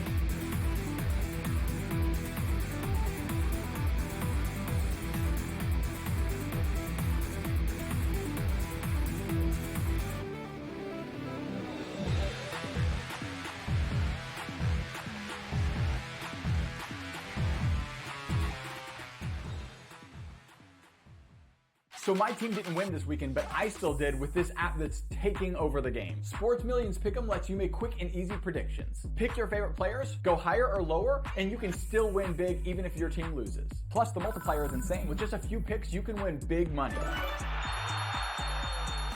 So get on it. They've got a welcome bonus to help you start off your winning streak.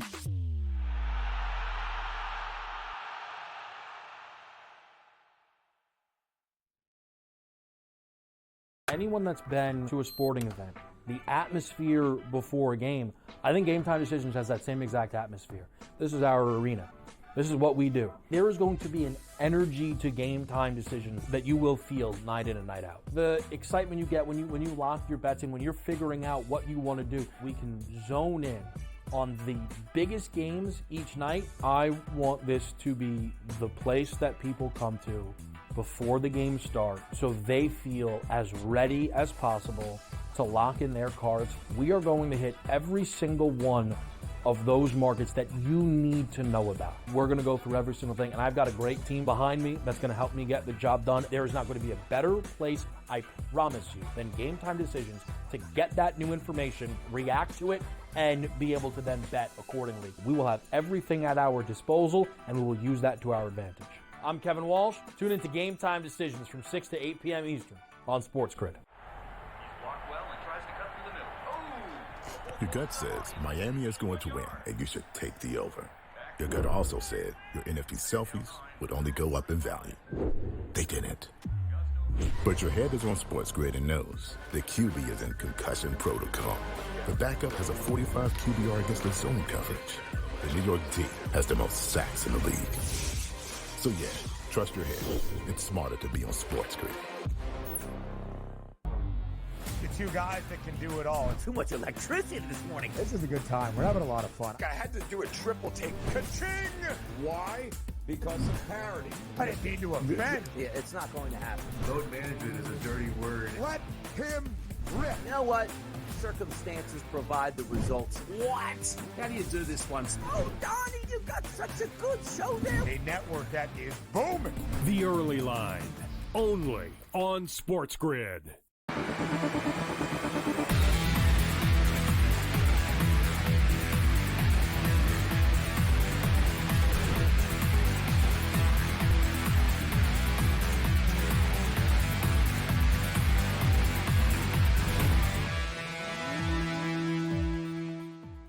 Let's do this thing. Countdown to kickoff is on. We're moments away.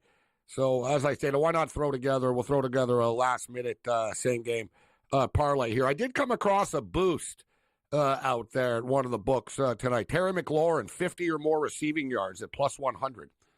Definitely worth a look if you can get access to that. Normally, like him to got 50 or more receiving yards, the true odds are minus 220. I don't play like they got a bunch of boost here. Some of them I don't like. Actually, this one's not bad either. Jane Daniels, 200 or more passing yards, and Jane Daniels, 40 or more rush yards. It could happen, but the thing is, the true value is minus 125, and they're giving you minus 110. You're getting 15 cents. This, I'm getting $1.20, right? Like, so, I'll sort of, I'll try to find the ones where we're getting big-time value on, and I find that's some pretty good value right there. But I was talking about Baker Mayfield, over 2.5 touchdown two and a half touchdown passes is plus 220. Or you could go, we could put over 1.5, but we could just put it in the same game parlay here. So let's go Tampa to win the game. Quarterbacks, Baker Mayfield, touchdowns, over 1.5. Suddenly, all right, so now we're at plus 110. Let's throw one more in here. Jaden Daniels passing yards. I think they're going to be behind. He's 234 passing yards. We could add the total to this actually too in the game, and get a better number. Like if we go over, over. Now you know what? If we, I'm trying to beat it down here. It is 51.5. We could turn it into 41.5 or 40. All right, let's go with that. 40. Same game parlay. Plus 125. Tampa to win the game.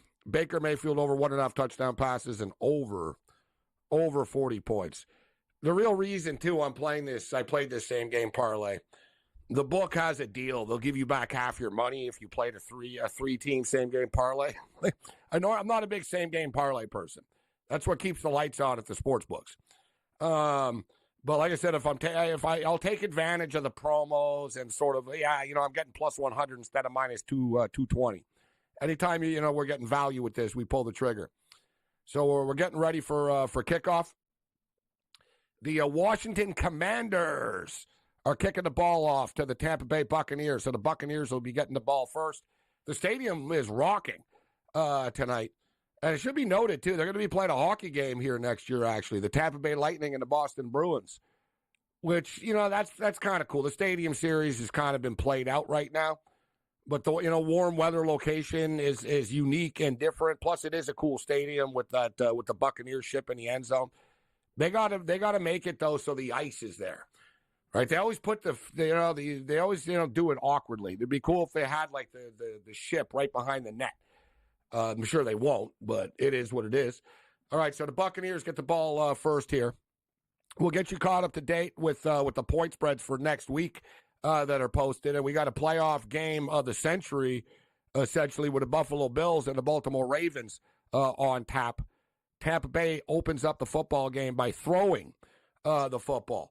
And you know what? There was another player I wanted to throw in here. Man, so many bats, and the Packer game ended late, but McMillan of the Tampa Bay Buccaneers. Jalen McMillan, he's like plus 160 to score a touchdown. Let's see right now. My bad, I didn't throw this out there earlier, but it'll still be up right now live. What is he going to be now? Could still get him.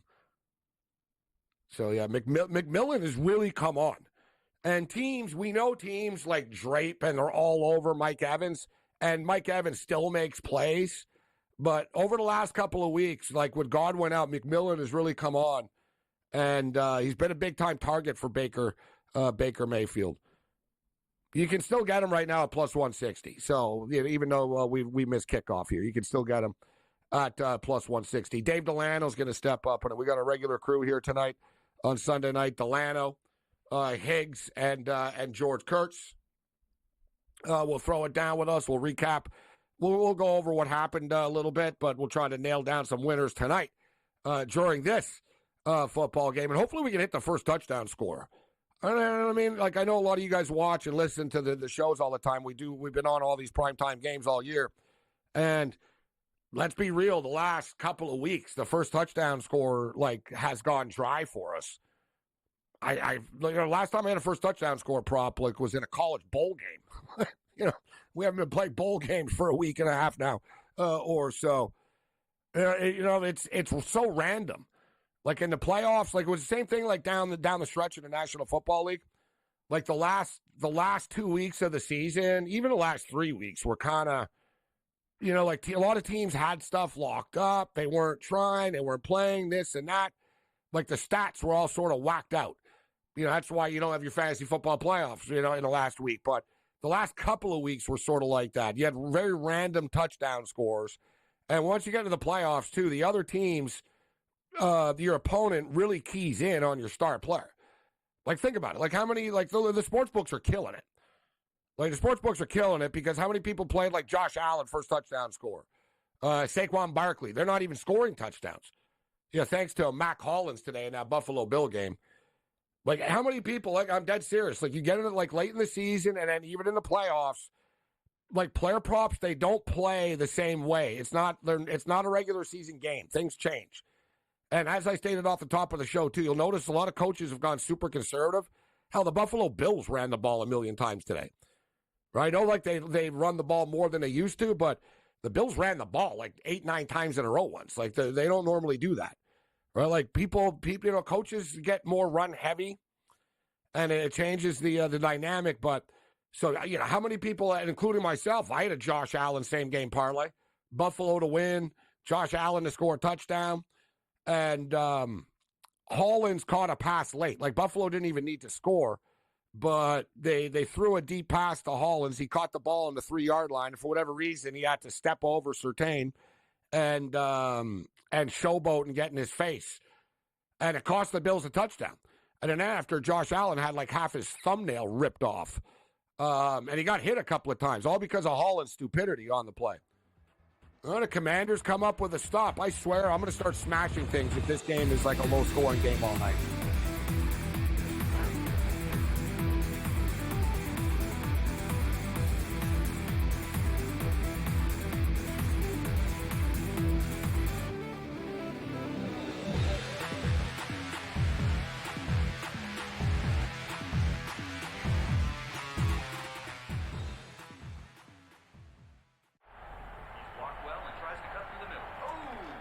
Your gut says Miami is going to win, and you should take the over. Your gut also said your NFT selfies would only go up in value. They didn't. But your head is on SportsGrid and knows the QB is in concussion protocol. The backup has a 45 QBR against the zone coverage. The New York D has the most sacks in the league. So yeah, trust your head. It's smarter to be on SportsGrid. The two guys that can do it all. Too much electricity this morning. This is a good time. We're having a lot of fun. I had to do a triple take. Ka-ching! Why? Because of parity. I didn't mean to offend. Yeah, it's not going to happen. Load management is a dirty word. Let him rip. You know what? Circumstances provide the results. What? How do you do this once? Oh, Donnie, you got such a good show there. A network that is booming. The Early Line, only on SportsGrid. Anyone that's been to a sporting event, the atmosphere before a game, I think Game Time Decisions has that same exact atmosphere. This is our arena. This is what we do. There is going to be an energy to Game Time Decisions that you will feel night in and night out. The excitement you get when you lock your bets in, when you're figuring out what you want to do, we can zone in on the biggest games each night. I want this to be the place that people come to before the game starts so they feel as ready as possible to lock in their cards. We are going to hit every single one of those markets that you need to know about. We're going to go through every single thing, and I've got a great team behind me that's going to help me get the job done. There is not going to be a better place, I promise you, than Game Time Decisions to get that new information, react to it, and be able to then bet accordingly. We will have everything at our disposal, and we will use that to our advantage. I'm Kevin Walsh. Tune into Game Time Decisions from 6 to 8 p.m. Eastern on SportsGrid.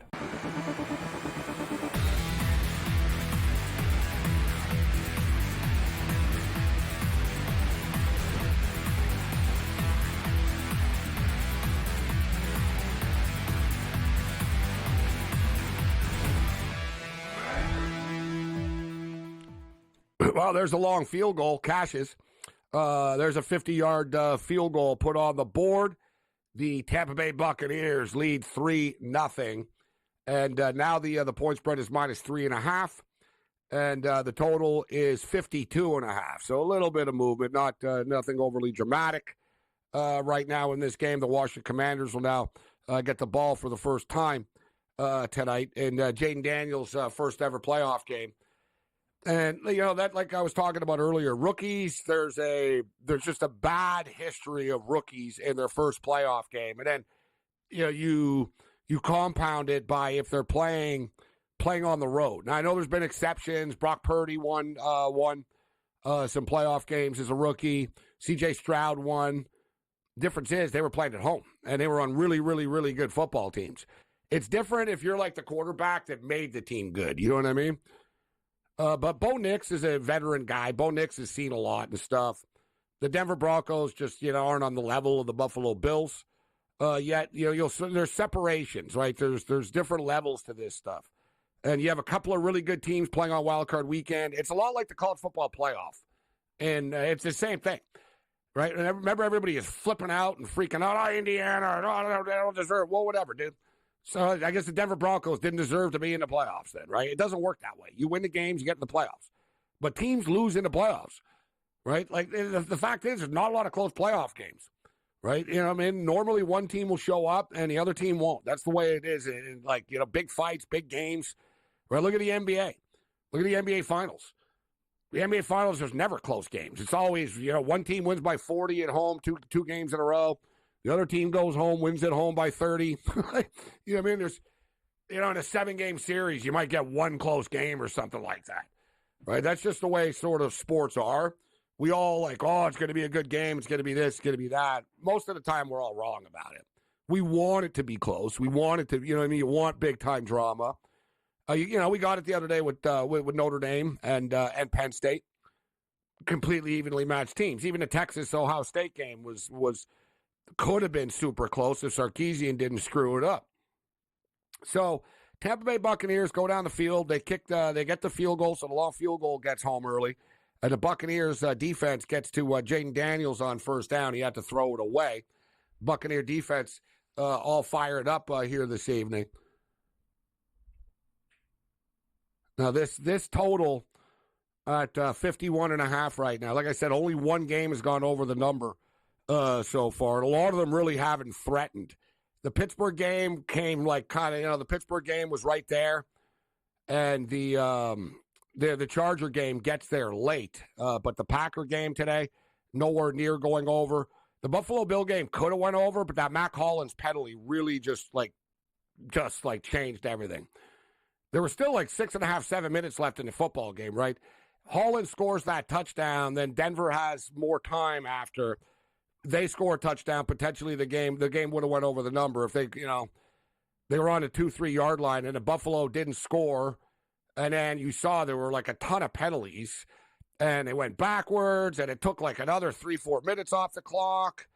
It was, it's just coulda, shoulda, woulda, day late and $1 short. So the Bucks get Washington into a third and medium on Washington's first drive of the game. But this should be a fun game with some big plays, right? And speaking of which, Daniels goes super deep to McLaurin, and McLaurin catches it. The big plays have begun. We've got McLaurin to score a touchdown. This guy has been, he's been on this team for a couple of years now, right? He's been there for a while. He's been there, when they were really, really bad and there was no hope of them being in the playoffs. Oftentimes when a player, especially a wide receiver like this, he's been on the team for a while, he's frustrated, he's super fired up, right? People are like, we want to play for him, man. This guy was here even before us for years. And so long story short, I like him to score a touchdown. He just caught a massive pass deep down the field. We'll get you the exact yardage here. But I like to get I think he's going to get a touchdown catch.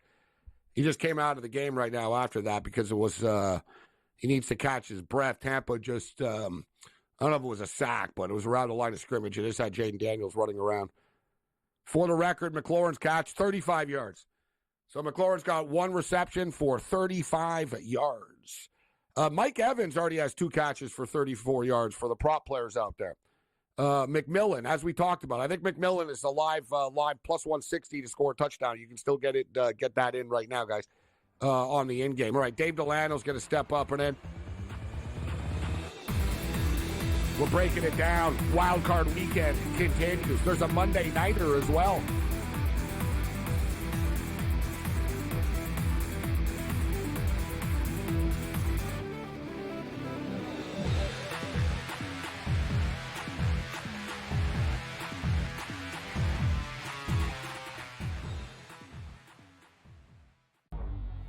Two guys that can do it all. Too much electricity this morning. This is a good time. We're having a lot of fun. I had to do a triple take. Ka-ching!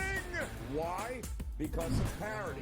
I didn't mean to offend. Yeah, it's not going to happen. Load management is a dirty word. Let him rip. You know what? Circumstances provide the results. What? How do you do this one? Oh, Donnie, you got such a good show there. A network that is booming. The Early Line, only on SportsGrid. It's going to be copy-paste. Books are, not good. Win total's a tick too low. Knock it right over. Make playoff price tick too juicy. Bang it out. Postseason comes around on a tee. Knock their heads off. I don't think the Steelers organization just makes a move to make a move. They have to have, it's like being in the book. You have to know what you're going to move the line to. Game time decisions, only on SportsGrid. Louis Riddick has interviewed for every job in North America. And I'm not just talking football. I'm talking about every business in North America of any kind whatsoever. Tire companies, grocery store CEOs, shopping malls, insurance companies. What job hasn't Louis Riddick interviewed for? Pharrell Coast to Coast, only on SportsGrid. The wildest Sunday in football is here. Start your day at 8 a.m. with Fantasy Sports Today. Then at 10 a.m., Pro Football Today breaks down every angle before the triple header kicks off. Stay with In-Game Live as we chase those parlays, props, and live bets across all 3 wild card showdowns. Don't miss a minute. Only on SportsGrid.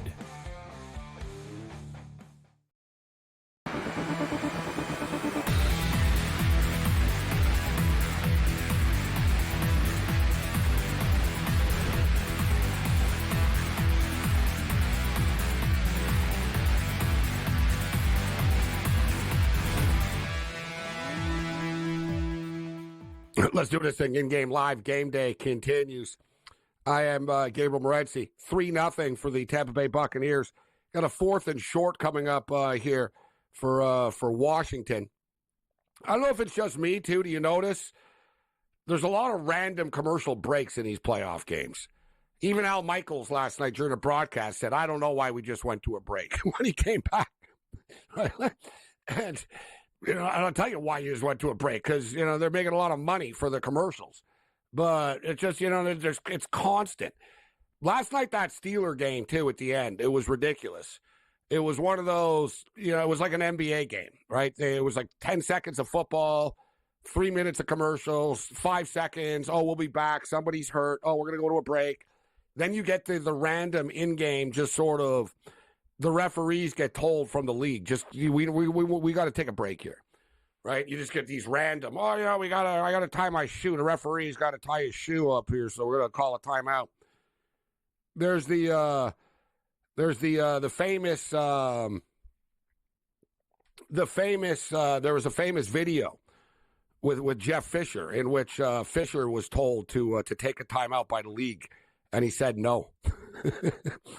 He said no, and Jack Del Rio did actually after they were asked. They came over and they told him, you know what, take a timeout. The league wants us to take a timeout. So the Commanders get aggressive. We were talking earlier about teams playing it close to the vest. Tampa could have taken the 3 points off the board earlier, and Washington says, no, screw it, we'll go for it. And they end up not getting it, and Tampa gets the ball back because of it. Right? So, right, we can play, maybe you should just take the points, coach, but that's not the way that that's not the way the Washington Commanders operate. You know what I don't get, though, is the play calling. And it's the same thing in the Buffalo Bills. The Buffalo Bills did this today as well, in which you've got a 4th down. The Bills, you got a 4th and 1. You got a 4th and 1, and the Bills, they scored a touchdown on it, but they threw the ball. It was like a miracle play that they scored a touchdown. It was a stupid play call. Like, I don't understand. Like, it's amazing, man. Like, these coaches. It all, going back to Sarkisian the other day. Like, I don't know, like, all these coaches overthink everything. It's like when they should run, they throw. When they should, when they should throw, they run. Like Matt LaFleur today. Dude, you're losing. There's like 6-7 minutes left in the game. Jacobs is out of the game, yet for whatever reason, they keep on running the ball up the middle and getting no yards. They were only down by 9, I think, at the time, too. Like I said, like, really bad play calling across the board. I don't mind the aggressiveness, and then the coaches always, like, defend the play call after and say, well, if it was executed. Yeah, well, of course, if ends and buts were candies and nuts, right? They always just make it harder. Like I said, the Buffalo Bills did it today. That play that the Johnson touchdown, right? Like it was just stupid. It was you 4th and 1 with Josh Allen. You had Josh Allen in the shotgun. He nearly got sacked. He just threw like a wing and a prayer up, and it was caught for a touchdown. You turn to 4th and 1, like. I swear to God, Josh Allen saves the Buffalo Bills coaching staff so often. Like McDermott, like the first few plays of the game, all that was scripted. So it was like, that's sort of like the first 10, 15 plays of the game is really the battle of the head coaches of what they planned all week. And look, like the Broncos scored like 4 plays in, right? But once the game got going, Sean Payton can't script the whole game. He doesn't have as good of players as Buffalo. I like McDermott. I think McDermott is a good coach. I don't think he's really good. Like, he's a good defensive coach. He's good at running the room and stuff. So, like, I'm not saying, fire McDermott, but he's not a great in-game coach. Like, if the Buffalo Bills are in a close game, it's going to be a problem. And it could be in a close game next week against Baltimore. But Harbaugh is kind of insane in close games, too. Right? Like, even though Harbaugh's gotten, crazier as he's gotten older. He's much like Harbaugh is a lot. John is a lot more aggressive than Jim is, right? Like Jim plays it like too close to the vest. Even he's got to open things up a little bit. So the Tampa Bay Buccaneers moving the football right now. The in-game total has fallen to 47.5, though, and they are at midfield. It's not coming easy for them, though. Right? There really hasn't been any big plays. There's been some stuff over the middle at Evans. We got you the up to date with the props here right now. So another thing is, too, I got a complaint. I have missed a couple of plays. And I swear to God, like today, same thing. There's been a couple of times they come back late all the time, and I missed the play because they're promoting like The Good Doctor or Grey's Anatomy or something stupid like that. A lot of things are upsetting me today because of the way that these games are going. Right, so I noticed these things even more.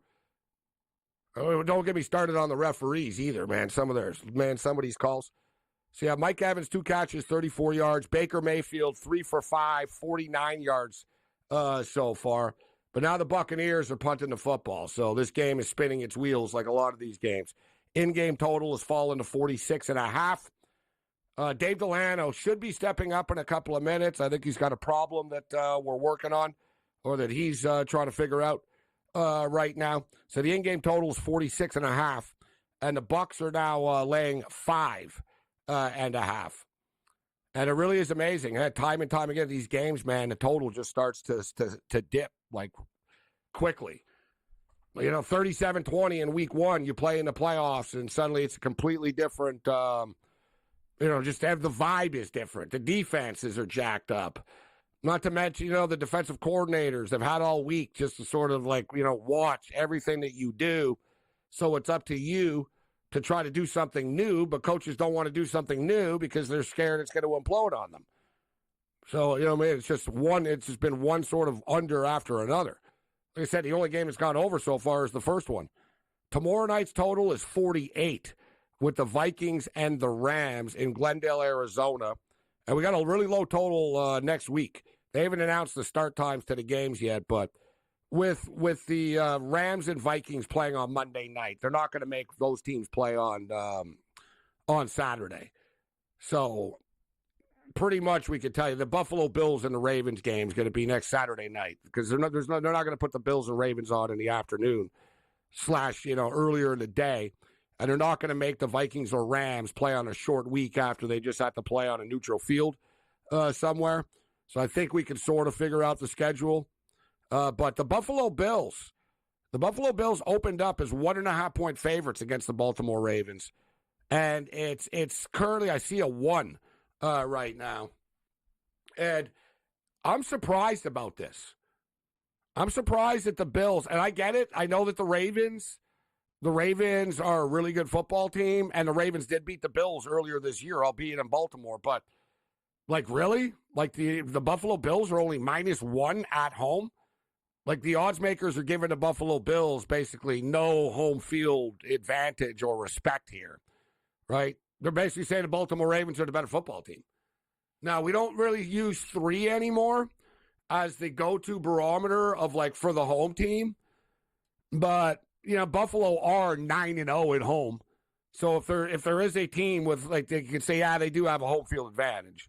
The Buffalo Bills, like I said, they haven't lost a game at home this year. They're 8-0 in the regular season. Now they won today, 9-0 at home. And you're telling me that it's only -1? Like I said, I get it. I know Baltimore are great. To me, this should be 2.5. If it was 3, maybe they're scared that they would get hit hard and everybody would jump in on the Baltimore Ravens. But I am surprised. And it's come down. It was 1.5. And like I said, it's come down. It was 1.5. It's sitting at 1 right now. Meanwhile, the Chiefs were 7.5 earlier in the day. I see an 8 right now, and I see 8 popping up as they host the Houston Texans. That's the benefit, though, isn't it, man, of getting the top seed? Freaking Kansas City, really, all you got to do is you got to beat the Houston Texans, and then you await the winner of the Ravens and the Buffalo Bills. It's just, they get it, man. Every game counts in the regular season, man. You want to get that home field advantage. You get the bye week, and you play weaker teams. Unless you're the Lions, you're getting screwed over, but we'll get to that later.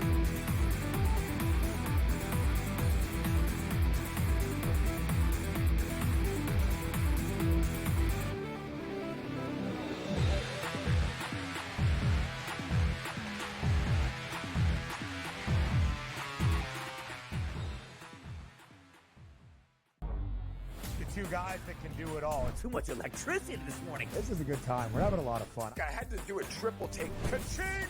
Why? Because of parity. I didn't mean to offend. Yeah, it's not going to happen. Load management is a dirty word. Let him rip. You know what? Circumstances provide the results. What? How do you do this one? Oh, Donnie, you got such a good show there. A network that is booming. The Early Line, only on SportsGrid. It's going to be copy-paste. Books up, not good. Win total's a tick too low. Knock it right over. Make playoff price tick too juicy. Bang it out. Postseason comes around on a tee. Knock their heads off. I don't think the Steelers organization just makes a move to make a move. They have to have, it's like being in the book.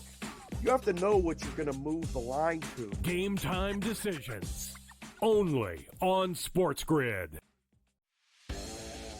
Louis Riddick has interviewed for every job in North America. And I'm not just talking football. I'm talking about every business in North America of any kind whatsoever. Tire companies, grocery store CEOs, shopping malls, insurance companies. What job hasn't Louis Riddick interviewed for? Pharrell Coast to Coast, only on SportsGrid.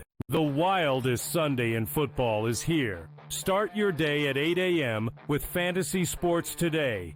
Then at 10 a.m., Pro Football Today breaks down every angle before the triple header kicks off. Stay with In-Game Live as we chase those parlays, props, and live bets across all three wildcard showdowns. Don't miss a minute. Only on SportsGrid.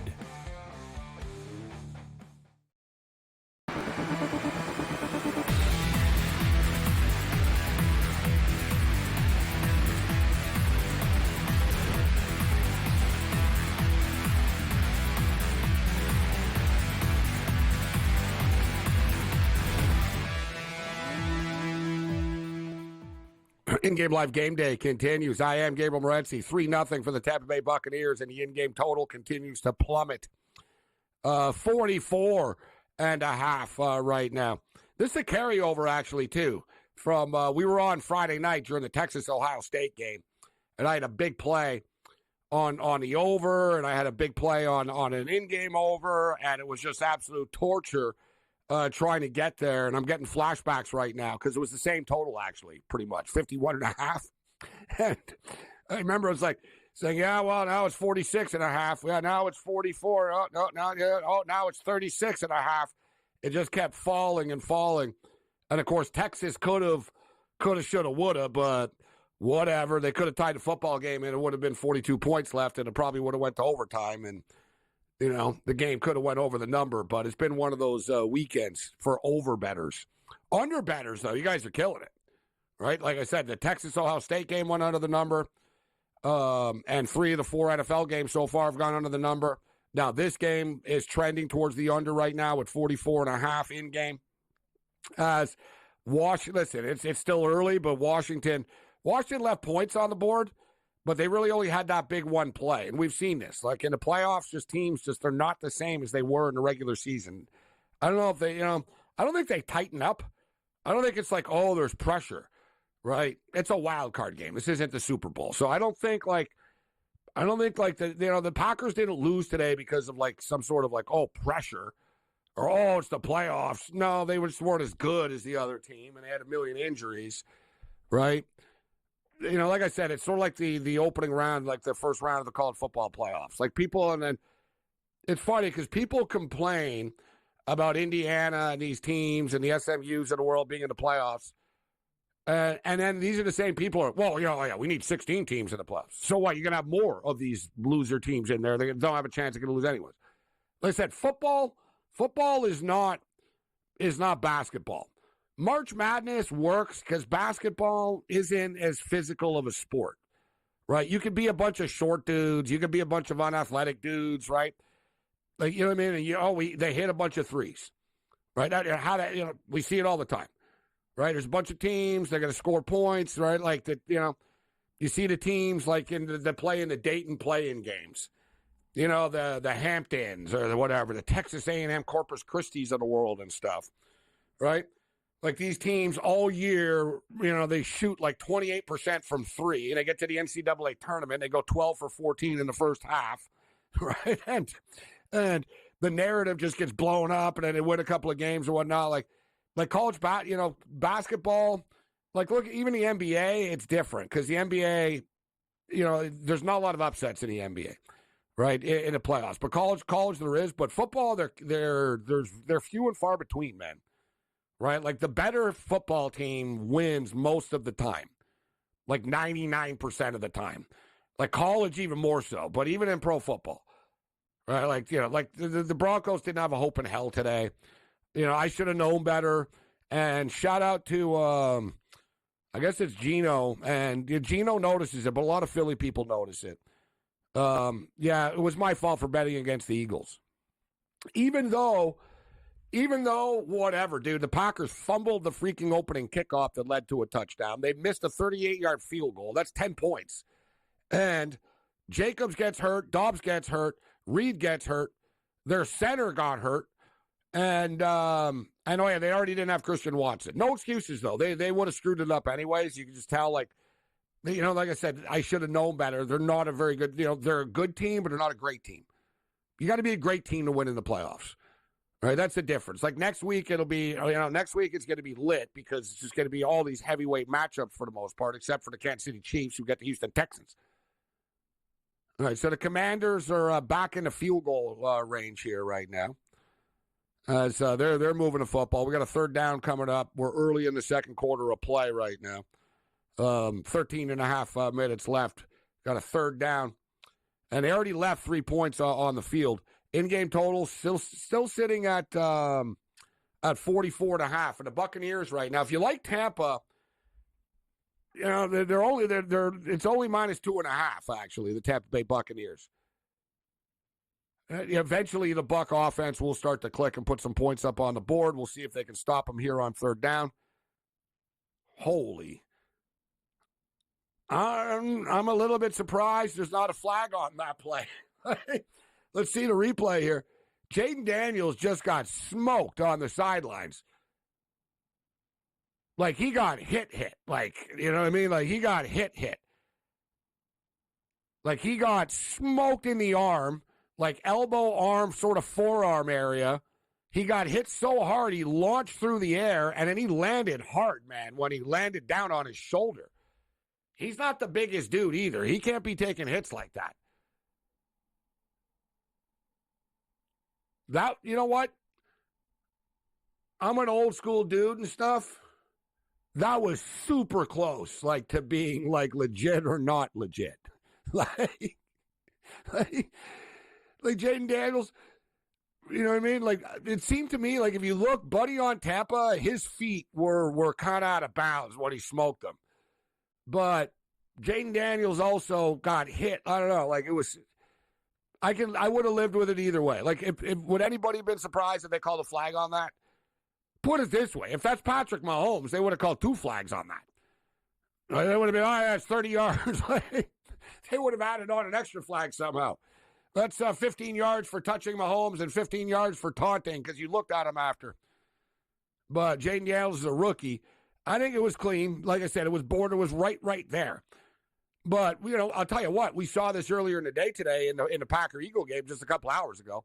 That was dude, one of the dudes on the Packers sort of pushed Saquon Barkley, like, out of bounds. It was a ridiculous penalty.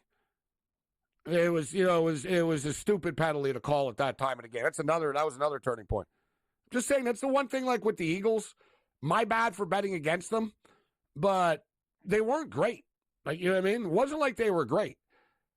And I always think, I'm like, man, if the other team just would have done this or that, they could have beaten them. And it'll set up pretty nicely for the Eagles, too. If the Bucs win this football game, they're going to get the Tampa Bay Buccaneers, another winnable football game for them. And they're not even the 1 seed.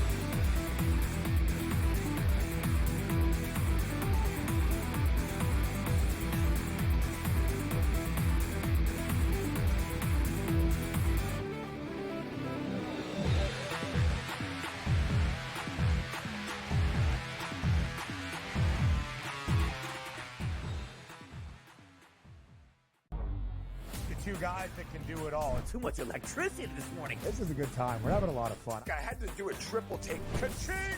Why? Because of parity. I didn't mean to offend. Yeah, it's not going to happen. Load management is a dirty word. What? him rip. You know what?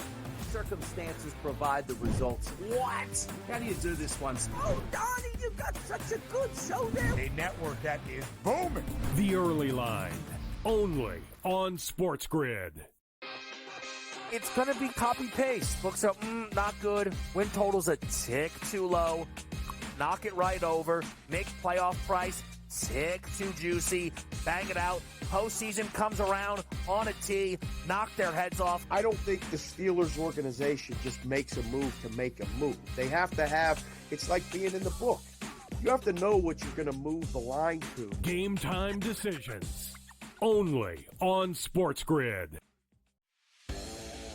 Louis Riddick has interviewed for every job in North America. And I'm not just talking football. I'm talking about every business in North America of any kind whatsoever. Tire companies, grocery store CEOs, shopping malls, insurance companies. What job hasn't Louis Riddick interviewed for? Pharrell Coast to Coast, only on SportsGrid. The wildest Sunday in football is here. Start your day at 8 a.m. with Fantasy Sports Today.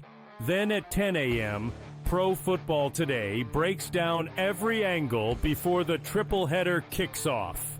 Stay with In-Game Live as we chase those parlays, props, and live bets across all three wildcard showdowns. Don't miss a minute. Only on SportsGrid.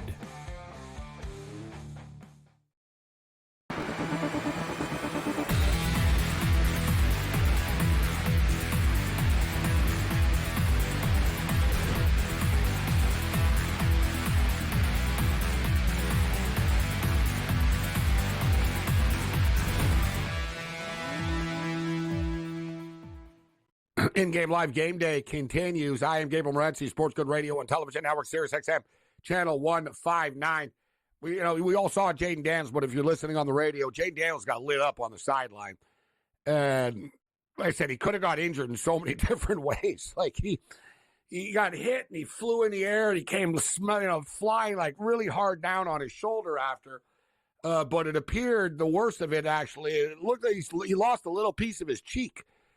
Like, he's got a nice little gash on his cheek here now. I guess when he hit the ground, I think his helmet sort of, whatever. Like, he's okay. It's not the end of the world or anything. But like I said, he can't be taking hits like that. And don't forget, he already had rib situation, injuries earlier in the year. Was it a broken rib or whatever, fracture, whatever it was? So he's already had the injuries to deal with. It was the one thing Quinn told him earlier in the year when he was running around a lot. He said, listen, dude. Because he's one of these dudes, like Kyler Murray's small, but Kyler Murray doesn't get hit that often. Like Murray will run out of bounds. He knows how to slide. He knows how to get tackled. I think it's because Jaden Daniels is kind of tall as well, so he's very upright. You know what I mean? It's like there's the reason why there's not a lot of tall running backs. Their knees get hit. So Daniels is pretty tall and like he's not thick. You know what I mean? Like Josh Allen's tall, but he's bigger than the linebackers. Daniels isn't. Like he's thin. You know what I mean? He's a skinnier dude. Like he's got to put on he'll put on weight. He's still a kid and he's still a rookie, etc. But he gets hit when he gets tackled. You know what I mean? He gets hit standing up a lot. Like he gets popped like that, like he did. Like a lot of quarterbacks wouldn't get popped like that. They would be aware of it. I don't want to get popped like that. But Daniels just gets lit up all the time. And Daniels also throws touchdown passes. Touchdown! We had a late sounder due to the field goal before. Do we have the sounder, or we've got a lot of things going on behind the scenes now? There we go. Oh, there's a flag on the play, though. There's a flag. I think the flag is on Tampa. Washington's players. Washington players aren't reacting, but Todd Bowles is the one reacting here. What happened? Did they hit him late? Oh, that's what it is. They're saying that it was a low hit on the quarterback. It'll be a touchdown. And that's a garbage call, too. He got pushed into him. Whatever. It's a touchdown anyways. But, like, you really look at this. He got pushed. How the hell do you call a penalty Seriously, how the hell, like I said, it doesn't matter because they threw a touchdown on the pass. But, like, how the hell do you call a penalty on a defensive lineman for falling into Jaden Daniels' legs and knees when he was pushed from Jaden Daniels' teammate? That's like the goalie in the end. That's like goalie penalties in the NHL you see all the time now. It drives me crazy. Now as a goalie, but it's stupid. Defenseman, all you got to do if you're in trouble is just push the guy into your own goalie, and they'll call a penalty for goalie interference. That was ridiculous. Like I said, it doesn't matter, but just a stupid penalty there. It's almost like, they don't call it when he got lit up on the sidelines. It's almost like subliminal with the refs. They're like, yeah, you know what? All right, they're beating up Jaden pretty good here. We better call a flag. So the Washington Commanders take a 7-3 lead. The extra point is good. The Commanders punch back.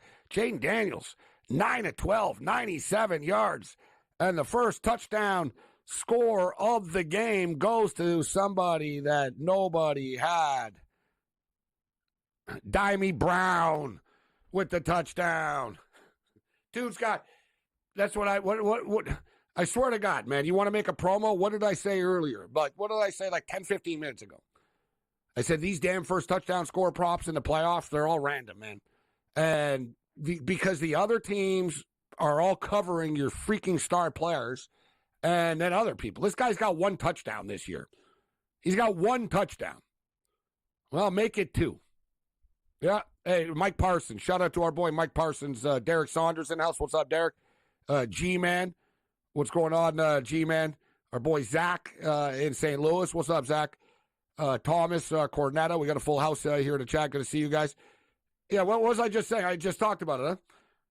Like I said, the guy's got 1. He's got 1 touchdown all year. He got the first touchdown in a playoff game. What are you going to do? I guess, you know what I mean? We should just start throwing darts and randomly taking these guys. But show me your ticket if you had him. Show me your first touchdown score to game ticket on Brown. What can Brown do for you? Wow. Like I said, it's the randomness of this stuff. Crazy. Now, what's the in-game